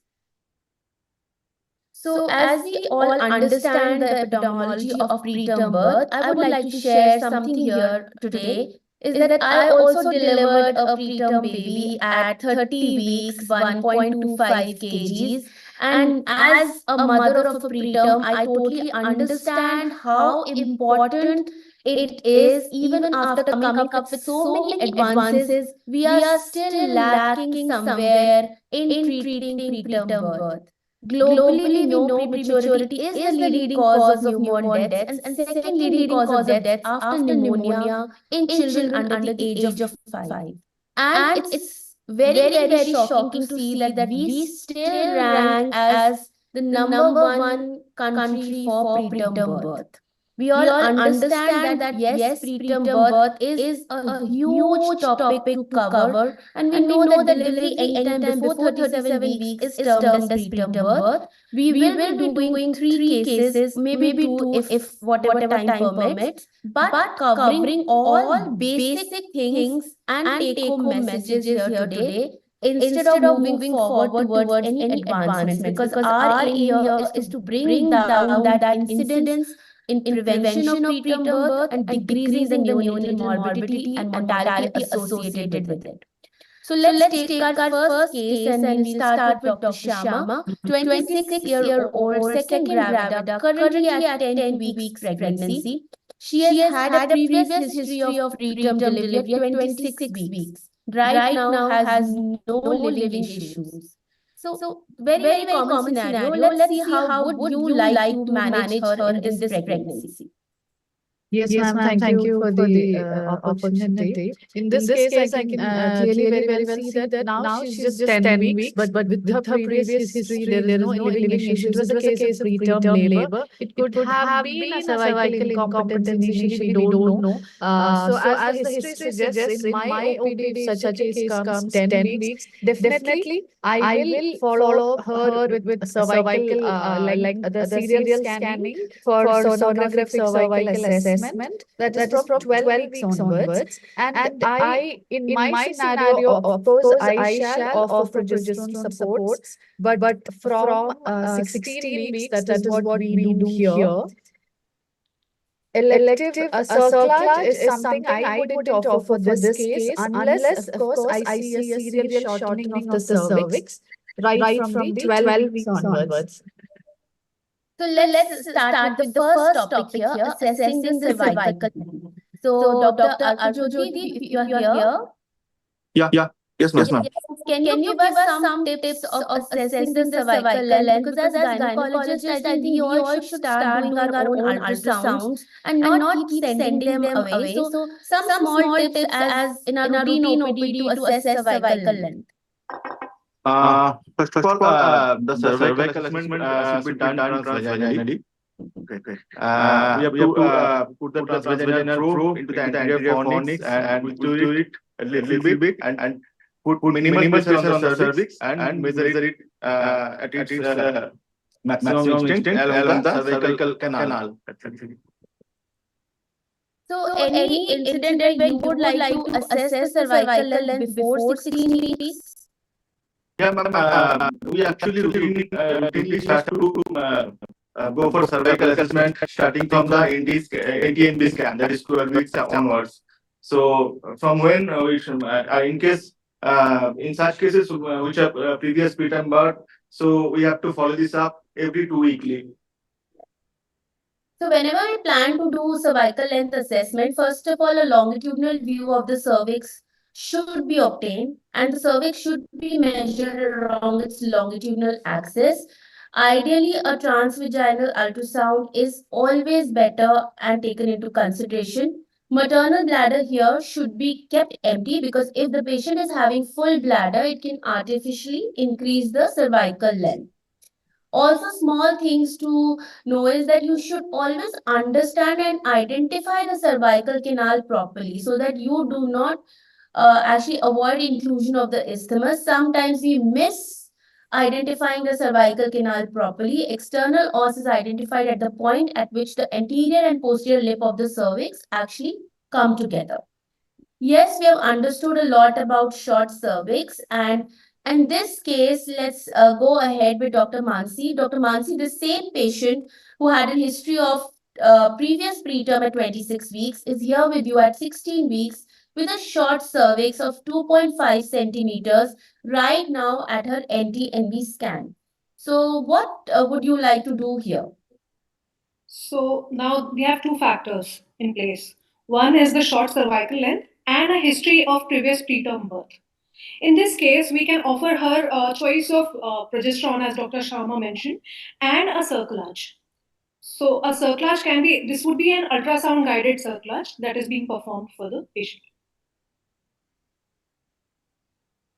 So when we talk about short cervix at meta-analysis, ideally progesterone supplementation should be offered to all of them because it does offer almost 30 to 40% reduction in preterm birth and 40% reduction in neonatal mortality. When we talk about assessment of short cervix, Dr. Poonam, even if the patient does not give you any history or she is a primary gravida right now, would you routinely assess patients for short cervix? No, it is not recommended for routinely.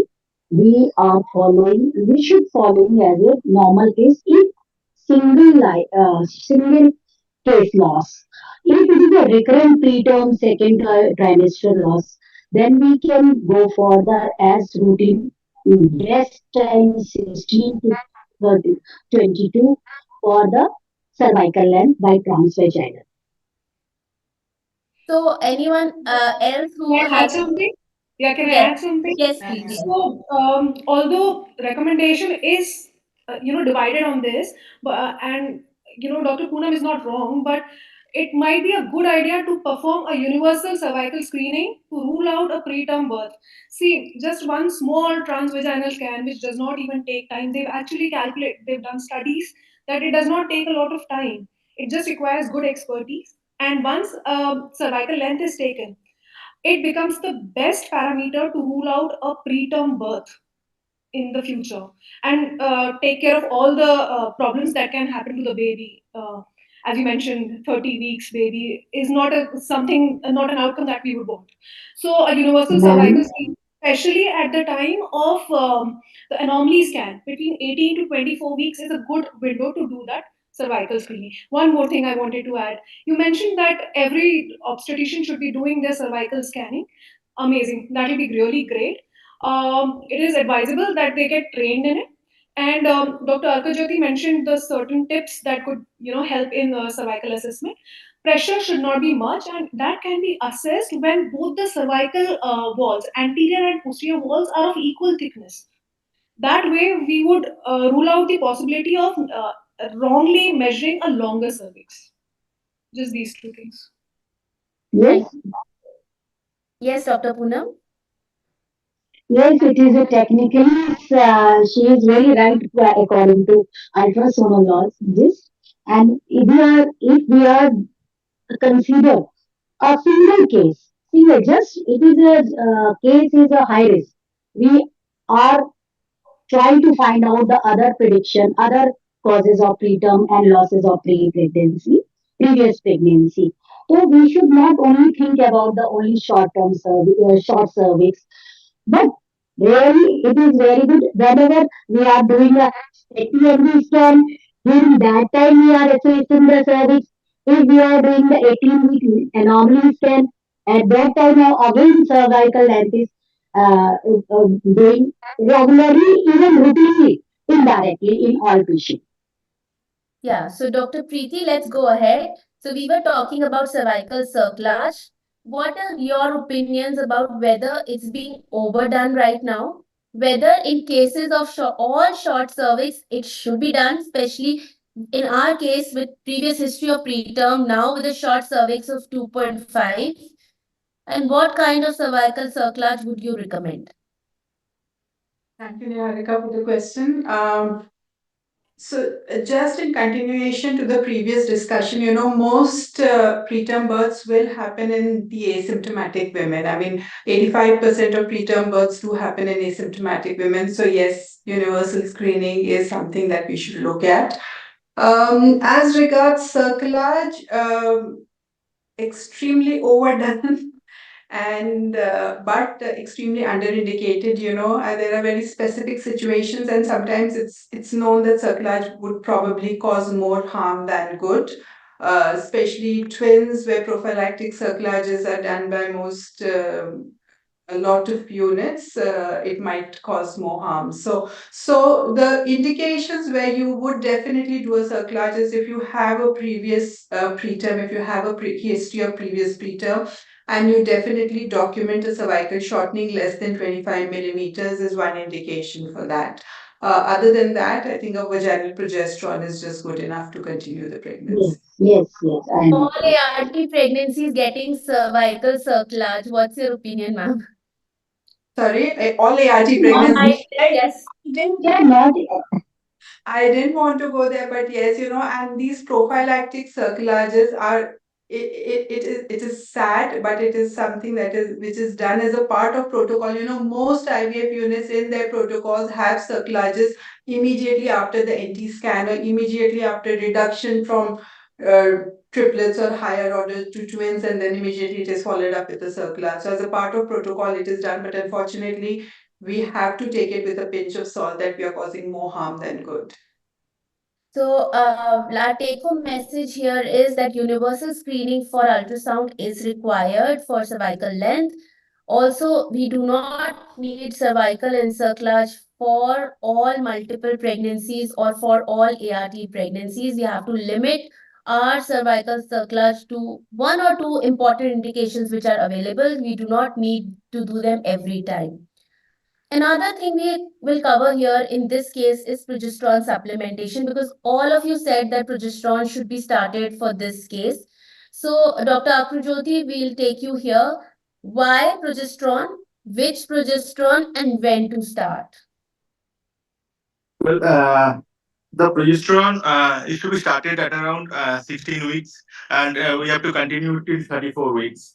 And the vaginal natural micronized progesterone is the preferred one, and we have to just continue it when indicated.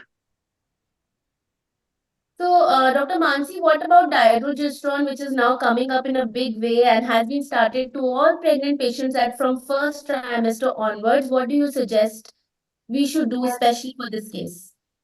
At this point, the only evidence that is available is for natural micronized progesterone per vaginal, 200 milligrams, starting from 16 to 24 weeks and continuing till 34 weeks. I think you had also asked about the mechanism of action of progesterone. So basically, preterm birth now has become a syndrome. With our more understanding of preterm birth, we now know that it is a syndrome in which the myometrium is involved, the cervix is involved, there are inflammatory markers, also autoimmune reaction against the baby, and allergic phenomenon and endocrine phenomenon in which there is a progesterone deficiency. So when progesterone is given, it takes care of that deficiency of progesterone and the inflammatory markers acting on the myometrium and the cervix. So that deals with the theoretical part of progesterone. So when we talk about progesterone right now, even till all guidelines do say that in cases of high risk pregnancies who are risk for preterm birth, ideally a vaginal progesterone is always the first line of treatment to be offered. The second recommendation which tells us is if patient has no prior history of preterm birth or no short cervical length, then progesterone therapy may not be recommended in such patients. So we do not have to give to all of them.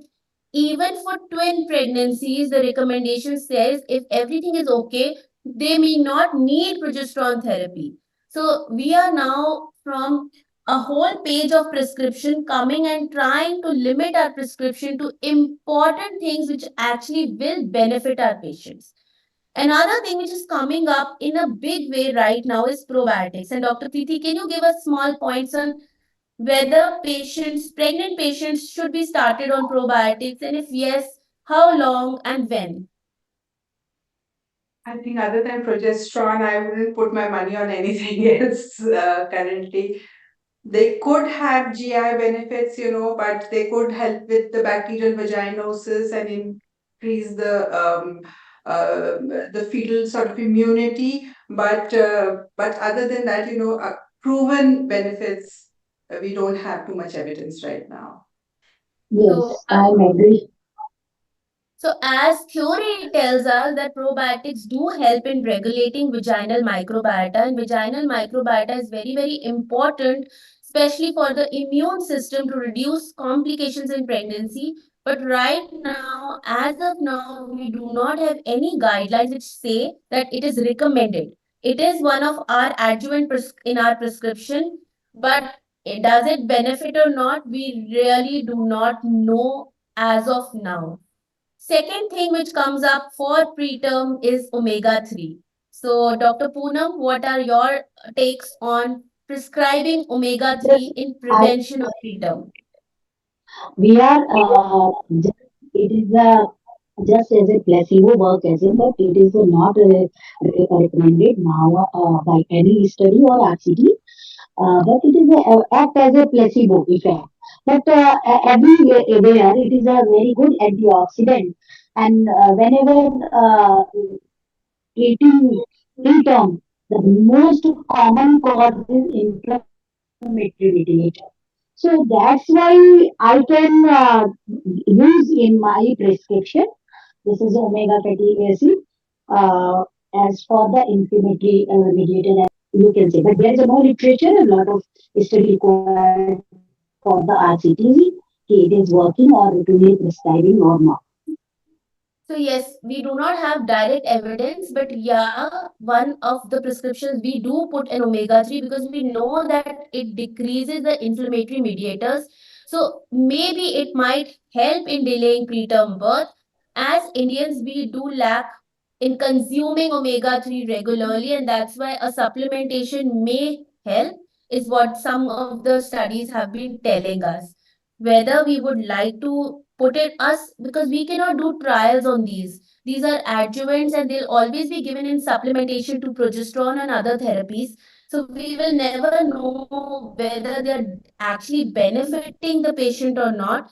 But yes, maybe there's no harm in giving probiotics or omega-3 because they do not do any harm to the patient except maybe adding to the financial burden. So we can balance our financial burden here depending on a course of probiotics at second trimester for 2 weeks, and omega-3 from 16 to 22 weeks can be added, not given throughout pregnancy, but for 2 to 4 weeks just to give them that advantage. So Yes. our I would just like to junction at this juncture to just interrupt. Just like Niharika, you told about this probiotics and the omega-3. I think in a large way, it is a game changer now. At least in our part of the country, in Kerala, we have started using our state conferences have started giving out reviews and definitely with experience, our seniors have also changed the practice and we are following it. Just like you said, it is not for a long period of time. The financial benefit burden is always there. Yes, it is there. But once you explain to the patient, they are ready because these are patients who have a previous history of a loss. Most of them will be having a previous history of a loss or a preterm labor. So they know that much of like how much of a financial burden when you have a preterm baby. So this we do follow. So I just wanted to tell. So, as gynecologists, we actually have to not just balance everything, we also have to take in consideration the financial burden towards our patient, but not limit them with giving anything which will help, even if it is 0.1 to 0.2%. Because when we know, even by increasing a week ahead of preterm birth, we will have the chances of survival improve in that baby. So, our aim here is to, even if we give them a benefit of more than 1 week of ahead, it'll help us. So we'll go to our next case now, and we'll start with Dr. Poonam.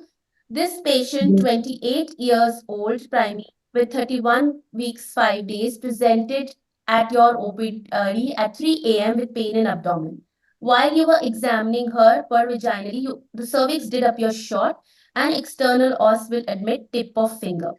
What will be your further management here right now? It's 3 a.m. in the night and she is 31 weeks. She is case of threatened, we can say the threatened labor, or even we can say the false preterm labor. Because if it is contraction is less than just irritable, less one contraction in 10 minutes, it's come under the false preterm labor. If it is a six contraction in 24 hours, compared come in the threatened preterm labor. So we can observe a patient admission is required because it is a less than 32 weeks. It is a very crucial time for baby. So admission is required. Observation, if it is a spontaneous stop or not progress to cervical changes, we should not go for the digital examination as frequent because the per abdominal examination is sufficient to give an idea. And simultaneously go for the other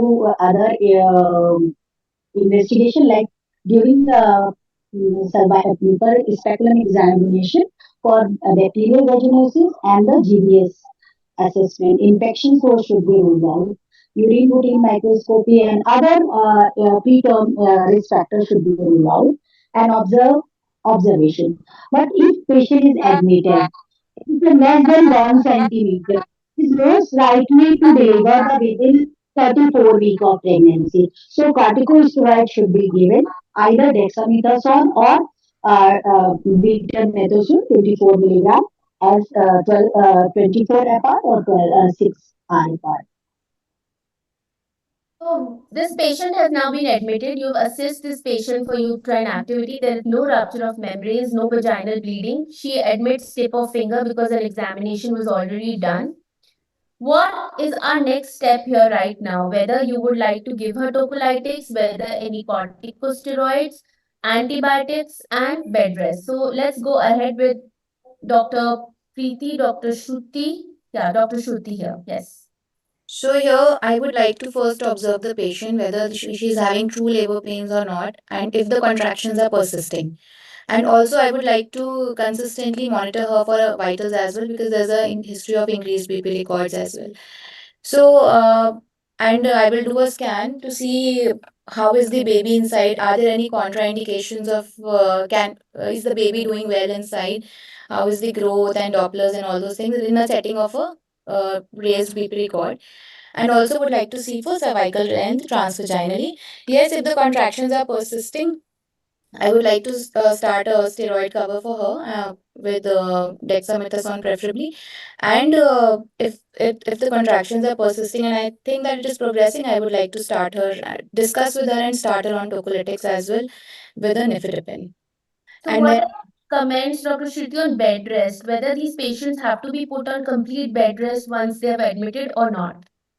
as such, there is no role of putting patients on bed rest, but we know that once the patient is admitted and with a lot of family and all those around, they will not do Yes, much. But as such, there is no role. She can, in fact, she should be moving and she should be moving her arms and legs so that she reduces her risk of having a thrombosis.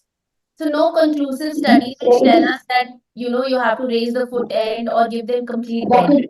Any role Nihalika of ma'am, yes, yes. bed rest is not recommended, but somehow the sedation, relaxation, the stress, it is decrease the stress. So bed rest is I think it is working. If we are advised as a patient is required the rest, patient herself feel relaxed. I think this. Otherwise, it's not. Any role of fetal fibronectin or if anyone is doing it here right Yes, now? yes, it is a role very good. It is if we think about the patient is high risk for the preterm delivery or before 32-week delivery, this fibronectin we are doing research in the colleges. That's why we are doing. This is the best time to 24 to 32 weeks. If it is a present, it is a just non-invasive test. If it is a present, it shows the within 2 weeks first 7 days to 14 days the delivery can be happen, but it is not 100% sensitivity. uh, uh, जैसा कि पता चला है. So we can say we can get the time for the corticosteroid and prolongation of the pregnancy more and management of patient even in less than 32-week patient for neuroprotection and all. So this is very good role for the prediction for preterm labor in high risk cases. So Dr. Arkujyoti, so let's go to you for corticosteroids. So this patient is here at 31 weeks and she's complaining of pain at mid tip of finger. Would you give her a corticosteroid right now? And which one? Ma'am, first of all, we have to establish the diagnosis of preterm labor because corticosteroid only works for the next 7 days and so. So, for diagnosing the preterm labor, we rely on the clinical findings as well as the transvaginal sonography. Okay. So, if it is threatened preterm, we just observe. If it is established preterm labor, then there is a role of corticosteroid definitely, and we'll definitely offer that. So, as Preferred. correctly said, that corticosteroid should not be given to any patient who's coming with pain. First, let's assess Yeah. whether she is in preterm or not, because we will not Exactly. be able to give it again. And if needed, if you've so now you've given her a corticosteroid, would you, and she still continues pregnancy and she comes to you again after 10 to 12 days, would you give her another dose now? The rescue dose, there is no such clear-cut evidence about the rescue dose after 7 days. Maybe repeated, but the benefit is not so established actually. So ideally, a rescue dose is not beneficial, but you will have to. It's actually an individualized decision on your gynecologist. But corticosteroids between 31 to 36 weeks, if given at the right time, will actually reduce 43% of mortality in your babies. So yes, it should be given, but assessment is the first thing which you should do. We should not just put on the phone, tell our nurses, yes, corticosteroid laga do, main aa raha hu, ya antibiotic laga do. So that's not the right way. You have to assess them before giving anything else. After 36 weeks, there is no benefit of giving corticosteroids. Dr. Mansi, let's come to tocolytics. So, this any role of tocolytics in our case right now in this patient? So we must, We as not Dr. established that she is in preterm. We just know that she's tip of finger with mild pain and abdomen, but no active contractions, and she's come to you with pain at 3 a.m. That's it. So there's no establishment of preterm labor, is what you are saying. Yeah. Then Not the right now. then the role of tocolytics would not be there. In case it was an established preterm labor, then tocolytics could be considered just for two indications. One would be to buy time to give the steroids for fetal lung maturity, and in case in utero transfer is required. So that is where the role of tocolytics is established. Anywhere else, it is not evidence-based. I know that have been giving tocolytics. Nifedipine is the preferred one. Atosiban is also available, but it's cheaper and more easily available. So nifedipine has been used, and roles are not evidence-based at this point. So what's your favorite tocolysis, Dr. Preeti, and when do you actually give tocolysis? So tocolysis, I think, as Mansi said, nifedipine is, of course, because it is cheaper and it is more readily available. It is something that we can give, and exactly that. When we are waiting for the steroids to act, that is when. And so we have to, number one, establish that she's in established preterm labor, and this is not false labor. Once we have established that, once we know that we want to give steroids because we are expecting delivery in the next 24, 48 or 36 hours. So that is when we would like to start her on tocolytics. What about Dr. Shruti? I have seen a lot of prescriptions with patients at 26 weeks complaining of pain in abdomen, put on duodenalone or put on Gestin, and they've been followed up. What do you suggest? Is this the right way to go ahead? No, that is not No, absolutely recommended or should be done. What we should be actually seeing what is the cause of the pain, because most of the times patient would not be in the labor. It would be something else. Maybe they're just apprehensive or a feeling of false labor.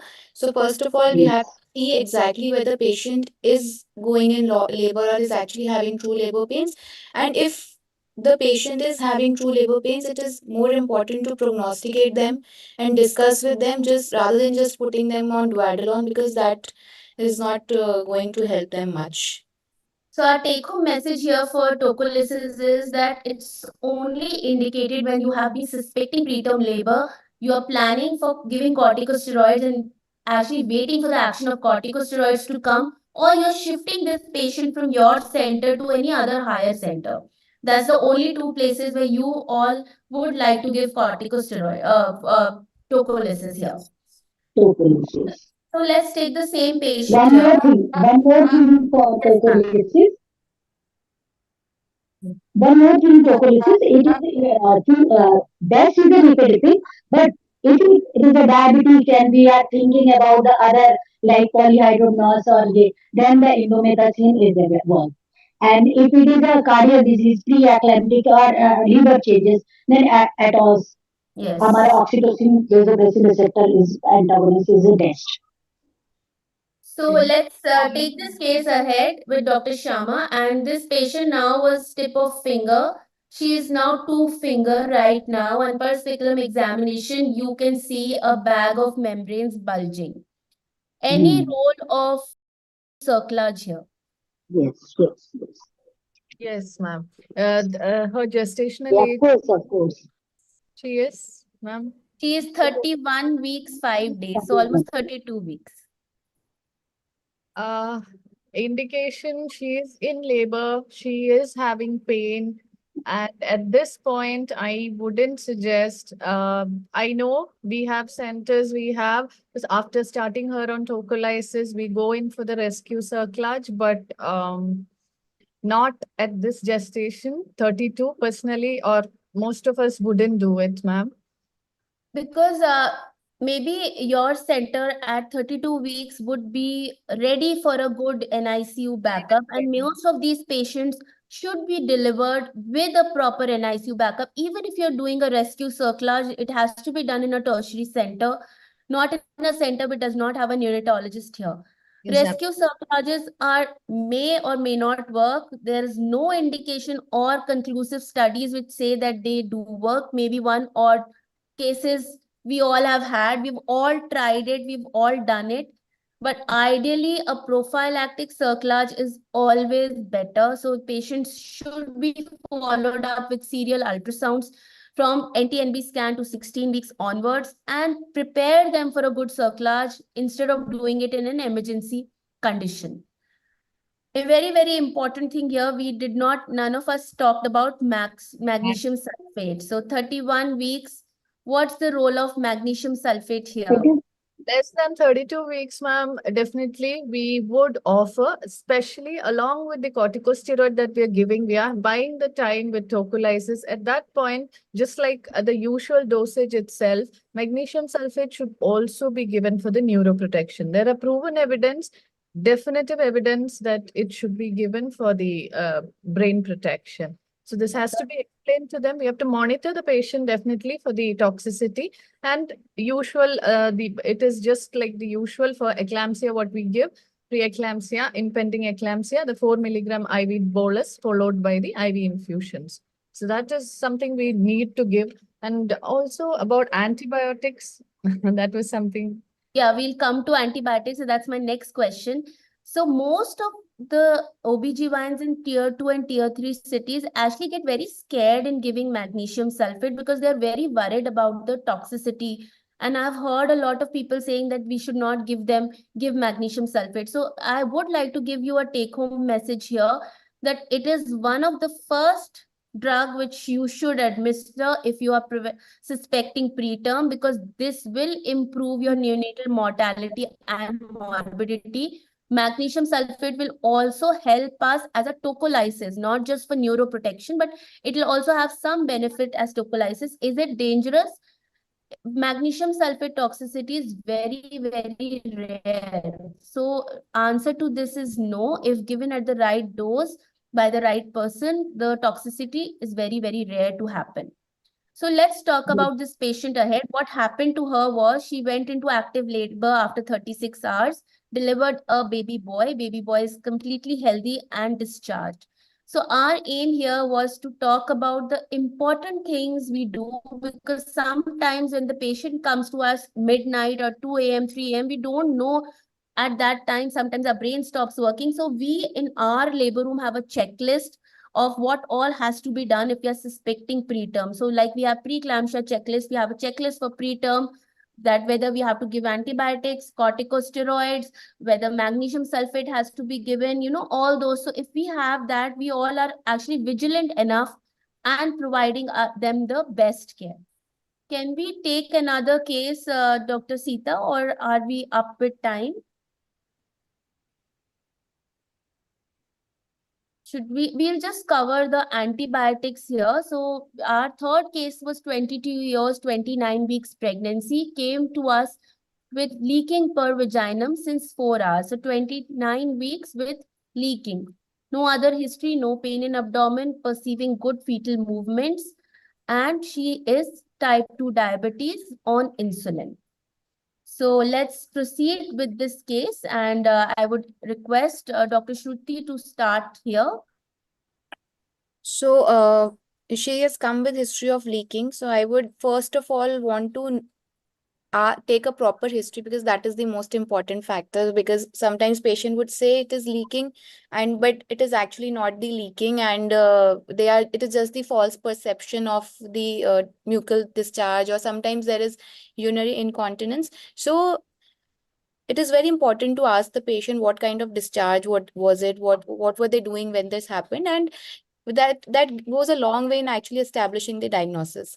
And then clinical examination, and also in the history I would like to ask is she having any pain, or was there any bleeding associated with the leaking. And also then it is very important to examine the patient whether she has any fever or any tachycardia or uterine tenderness, and whether she has any uterine contractions, and then doing a per speculum examination, in which if we see pooling of fluid in the vagina, that is very kind of helps us in making diagnosis. But even if there is no pooling of the amniotic fluid and the patient gives a very a history suggestive of prom, I would still want to keep patient admitted with me. I will admit her, and I would like to monitor her, and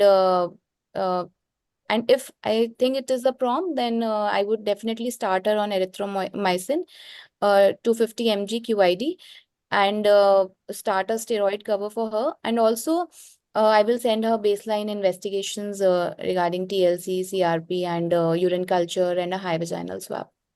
Any confirmatory test here which will tell us that yes, it was leaking or not? So anyone, Dr. Mansi, would you like to do any There are confirmatory test two right new now here? molecules on the block. One is PAM1, which is placental alpha microglobulin 1. That is already available in Indian markets. And Amnisure is one of those molecules. Then the other one would be insulin-like growth factor binding protein. I don't have a personal experience with that, but these are good molecules for detection of leak with impending delivery of the baby within the next 7 days. What about the litmus paper test? Are we still doing it? No. Not recommended actually. Nitrazine and litmus paper. All these Do tests it were on a done daily basis. when we were in college, and that's We what used to I carry those small litmus papers in yeah. our pockets. That's I bought it here because these tests are now not being done because they do not give you the correct diagnosis. So ideally, the best diagnosis is visualization of the amniotic fluid in the posterior fornix. That's the best way which you can say. And if you tell the patient to cough, you can actually start seeing small minor leaks of fluid, and that will actually be the first or maybe the first test you should do when you're planning or suspecting PROM. Also, we'll go ahead and we'll investigate this patient further. So she's admitted with you with minor leaks. What next would you like to do now? What test would you give her, and what's your prescription on admission? An ultrasound for fetal well-being needs to be done, in which we'll assess the LICA, the well-being of the baby. In case required, a Doppler study can be done. The growth has to be assessed, of course. And apart from that, a CBC, CRP needs to be done. Fetal heart rate monitoring becomes extremely important. And high vaginal swab, which has been collected right during the time of pulse speculum examination before we insert our fingers and whatnot. Yeah. And yes, regular monitoring of the pulse and BP would again be important. So, Dr. Preeti, what antibiotic would you prefer here now? She's admitted you with leaking per vaginal, and we have to, of course, prevent any forms of infection happening and try and continue this pregnancy ahead. So we generally give the simplest possible. We start with erythromycin in the dose of 4 times in a day. So generally that is considered to help with preterm labor. And of course, then depending on what the high vaginal swab culture reports come back as, we can change the course of the antibiotics likewise. So the most easiest administration is erythromycin given at 250 milligrams 4 times a day. And it should be started only when you've confirmed that she's having leaking per vaginal. And benefit of starting her on antibiotic is to actually prevent chorioamnitis and also prevent neonatal sepsis, which might happen later. Oral or parenteral, depending on her situation, whether she has any high-grade fever, tachycardia, etc., then parenteral may be preferred. Otherwise, if she's okay, then oral antibiotics are enough at this stage. Any other things which you would like to do, because she was also type 2 diabetes here with leaking right now, and anything else we'd like to do, whether we would like to give her any forms of tocolysis, increase her dose of insulin, or anything else? So the insulin dose would need to be increased because we would have given the corticosteroids, which would affect the maternal sugars, and it can be deranged for the next 3 to 5 days. So we should always be in consultation with her diabetologist and make sure that she's getting the right dose of insulin. So yes, that's one important point we should take from whenever you give corticosteroids, and if the patient is diabetic, we have to monitor her sugar levels because they'll spike immediately after giving a steroid dose. So that's very, very important to keep in mind. So this patient was now, after another week, was afebrile. Her CTG was reactive. She's crossed 32 weeks at present. What are we doing now? So 29 weeks to 32 weeks we have taken her. So what next? And we are deliver and how to decide, Dr. Poonam? Yes. We covered already corticosteroid, and now it is a prolonged.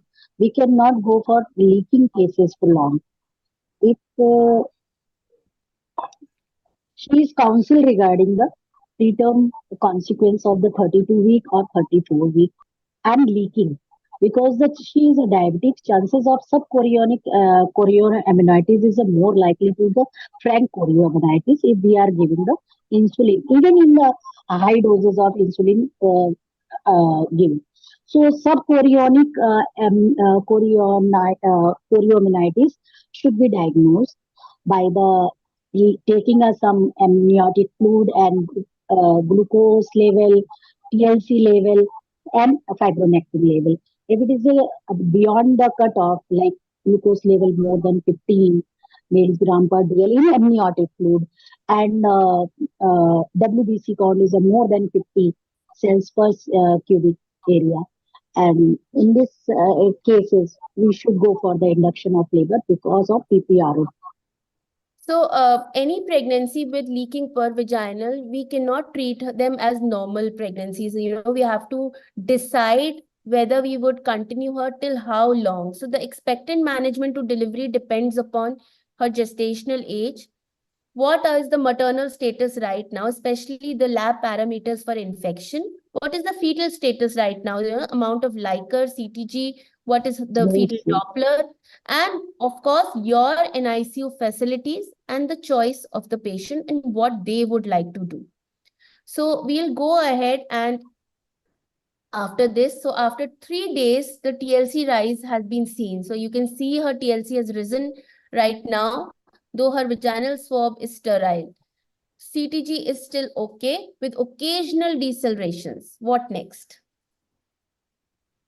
I think it is time to deliver her now. Induction So labor. induction or cesarean? Yeah, induction should be all right. No, induction is. If other than obstetric cause of cesarean, then go for cesarean. Otherwise, induction is sufficient. So yes, there is no indication for a cesarean section with only leaking per vaginal. If the baby is in vertex position and baby is doing okay, we can give her a trial of labor. So what happened here was this patient went into active labor, delivered a baby boy, and the baby boy was in the NICU for 10 days. So last question here is something new which has come up. We'll wind up after this is pessaries in preterm management. Most of you have heard of these and maybe using them, but this is something which is very, very new. And now instead of doing a cervical cerclage can be easily done as a non-invasive procedure. So any comments on the use of pessaries in preterm management? Dr. Shruti, Dr. Preeti? It seems like a good option, but I don't think it is there in the guidelines as yet. So we have But the Fetal Medicine Foundation website says that they are not very effective, and so in patients, I have no working experience. Yeah, we are conducting a lot of studies all over India with Dr. Ramani Devi and Dr. Naren Malhotra right now. We have almost done 100 cases for this. Ideally, the indications for pessaries are in patients where you cannot decide. So you have no 2.5 centimeters is the cutoff, whether below or above. If she's right at 2.5 to 2.7 and you know that she might need a cerclage, pessaries in such cases can be tried. Also, they have been tried after doing a cerclage, insert the pessary to just give added support to your thread, especially in very short cervix. This will come up in a big way. It is already being done in a lot of centers. And I feel it will be a good alternative, especially when we are doing cerclage, overdoing cerclage everywhere. Maybe a non-invasive pessary might benefit our patients ahead. So in the end, we conclude by saying that we all have to start doing a patient-centric approach. And our first thing should be here would be tender, loving care. And I thank all my panelists here, and I would like them to conclude with one line each in their practice for preterm management, what actually worked for them. So we'll start with Dr. Mansi. Establish the diagnosis of established preterm labor before jumping onto the steroids and the tocolytics and the mixers. That is the most important step, that you should establish a preterm labor. Perfect. Dr. Shruti? I feel a proper history, a good history is very important. We should not just just go by the complaint of the patient. It is very important to see patient as a whole, that there is no contraindications of continuing the pregnancy or of delivering the patient early, which we kind of just tend to forget as soon as we hear that the patient has come in preterm labor. Dr. Preeti? No good cervical lengths. Yes. Dr. Poonam? Always early detection is a key of improvement of quality of life. I think early detection. Dr. Arkajyoti, if Right. you're here, I can't see you. Yes, ma'am, I am Dr. there. Shah. Yeah. Yes. Routine cervical length screening. So no woman have to go even once experience in their life the So preterm birth. universal screening is what we Yeah. all agree to. Dr. Sharma? And just like all of them said, I think the management wise, we all have our, our protocols, but the prevention is better than cure always. So, along with all that they've said, probiotics and omega-3, I do urge everyone to start using and to see the difference also. Yeah. So thank you everyone, and I hope we could give good take-home messages to people who are watching this. And thank you, Sita Pal ma'am, and we would like to have expert comments from you. Oh, Thank no. you, Niharika, for the wonderful panel. Yeah, I think you moderated really well, so I don't need to put anything extra here. Just one comment that please avoid iatrogenic prematurity, because that's one of the major causes of prematurity. That you have This is covered very everything really well. Thank you so much, and thank you to all the panelists for your you, ma'am. valuable inputs. Thank you. Thank you. Really very good, Niharika. Thank you. It was Thank really you, Niharika. practical points. Dr. Shikha. Actually, I have one question if people have time here. See, guidelines are one thing, but a lot of time when we do TVS during a mid-trimester anomaly scan, we see that the cervix is, it's only 4 or 5 millimeters of cervical length is left, and there's a lot of sludge in the cervical canal. And what do you actually do in such cases? You just keep patient on progesterone, or you go for cerclage? I mean, what is the because we see outcomes are very varied with both the approaches. If it is What is your experience? I mean, I want to know. if it is 4 millimeter and with sludge, and it is around 18 week or 19 week anomaly scan, so we go for if we are skilled and expertise in abdominal cerclage, so go for the laparoscopy abdominal cerclage in this case, because less than 28 week there is no survival and not good quality of life we are giving. So we go for at least 32 week and beyond that. So you go for laparoscopic abdominal cerclage in such cases at 18 weeks, you're saying? Yes. If this finding you are telling just 4 ml and 4 mm and a sludge, this is showing a funneling or whatever. It's just like a very short cervix. So it's not very good, but option either अगर कुछ उसको symptom नहीं है तो why we can prolong by this way. Permanent Very new. Actually, I had never heard of that. Can I just intervene there? Yes, I of would like Dr. Preeti's inputs, Dr. Sharma, your inputs as well. But my just question was, so what is the history? Like, is she had a previous preterm, or she's, just primigravida with no other symptoms? Just primary, ma'am. Last 2 months, I had 4 patients like that. How much was the cervical incompetence? Complete funneling with only external loss. Length was only 4 to 5 millimeters, and there was quite some sludge inside. So that But is her an previous length was normal, but when you have done it ATNP cervical and Yeah, absolutely fine. I would still go for, recommend vaginal cerclage with a good head low and, but you have to trust the obstetrician. I don't do obstetrics, but you have to trust the obstetricians. And we have had patients with sludge and almost completely just the tip of the external loss intact and rest everything taken. Yes, But we are those also patients doing. have gone till term with yes. good vaginal cerclage. This is the patient where you'll do everything possible, because antibiotics, progesterone, cerclage, probiotic, everything possible has to be done here. Actually, yes. So sludge in this indicates case? a bit of, it can Choriamnionitis. indicate, There is yes. some subclinical Yeah. choriamnionitis. So, and with a 4 to 5 millimeter, it actually becomes an emergency sort of a cerclage there. Where Yes, and it is, as Dr. Preeti rightly said, it depends on the obstetrician because you don't have enough cervix there to put a cerclage. So it is Yeah. important to explain to the patient the pros and cons and everything. But yes, you can give the benefit of doubt and put in a cerclage. And we don't know whether it is just the cervical length which is adding to the preterm, or there are other confounding factors. So you can, some women, even if you don't do anything, they might just continue with the same length throughout their pregnancy. So you have to put the things in the table. But yes, you have to monitor them also.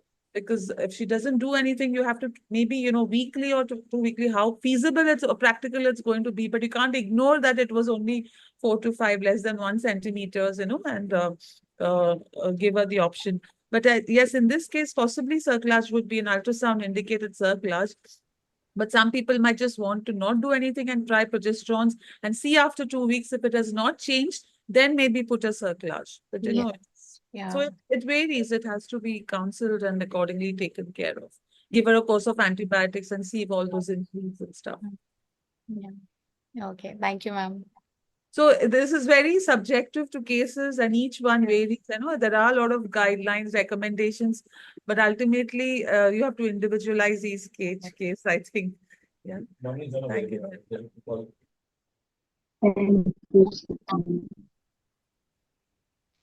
Thank you so much. Thank you. Thank you so much, ma'am. Thank you, Dr. Thank you, Niharika. That was fantastic. Thank you. Thank you. Thank you, Himanshu. Thank you, Conference International. Thank you, Sita ma'am. Thank you, Niharika. Thank you, Sita ma'am. Thank you, Dr. Niharika. Good night. Good night. Recording Recording stopped. has stopped. Thank you, Sita. Niharika, thank you. Thank you. Good night.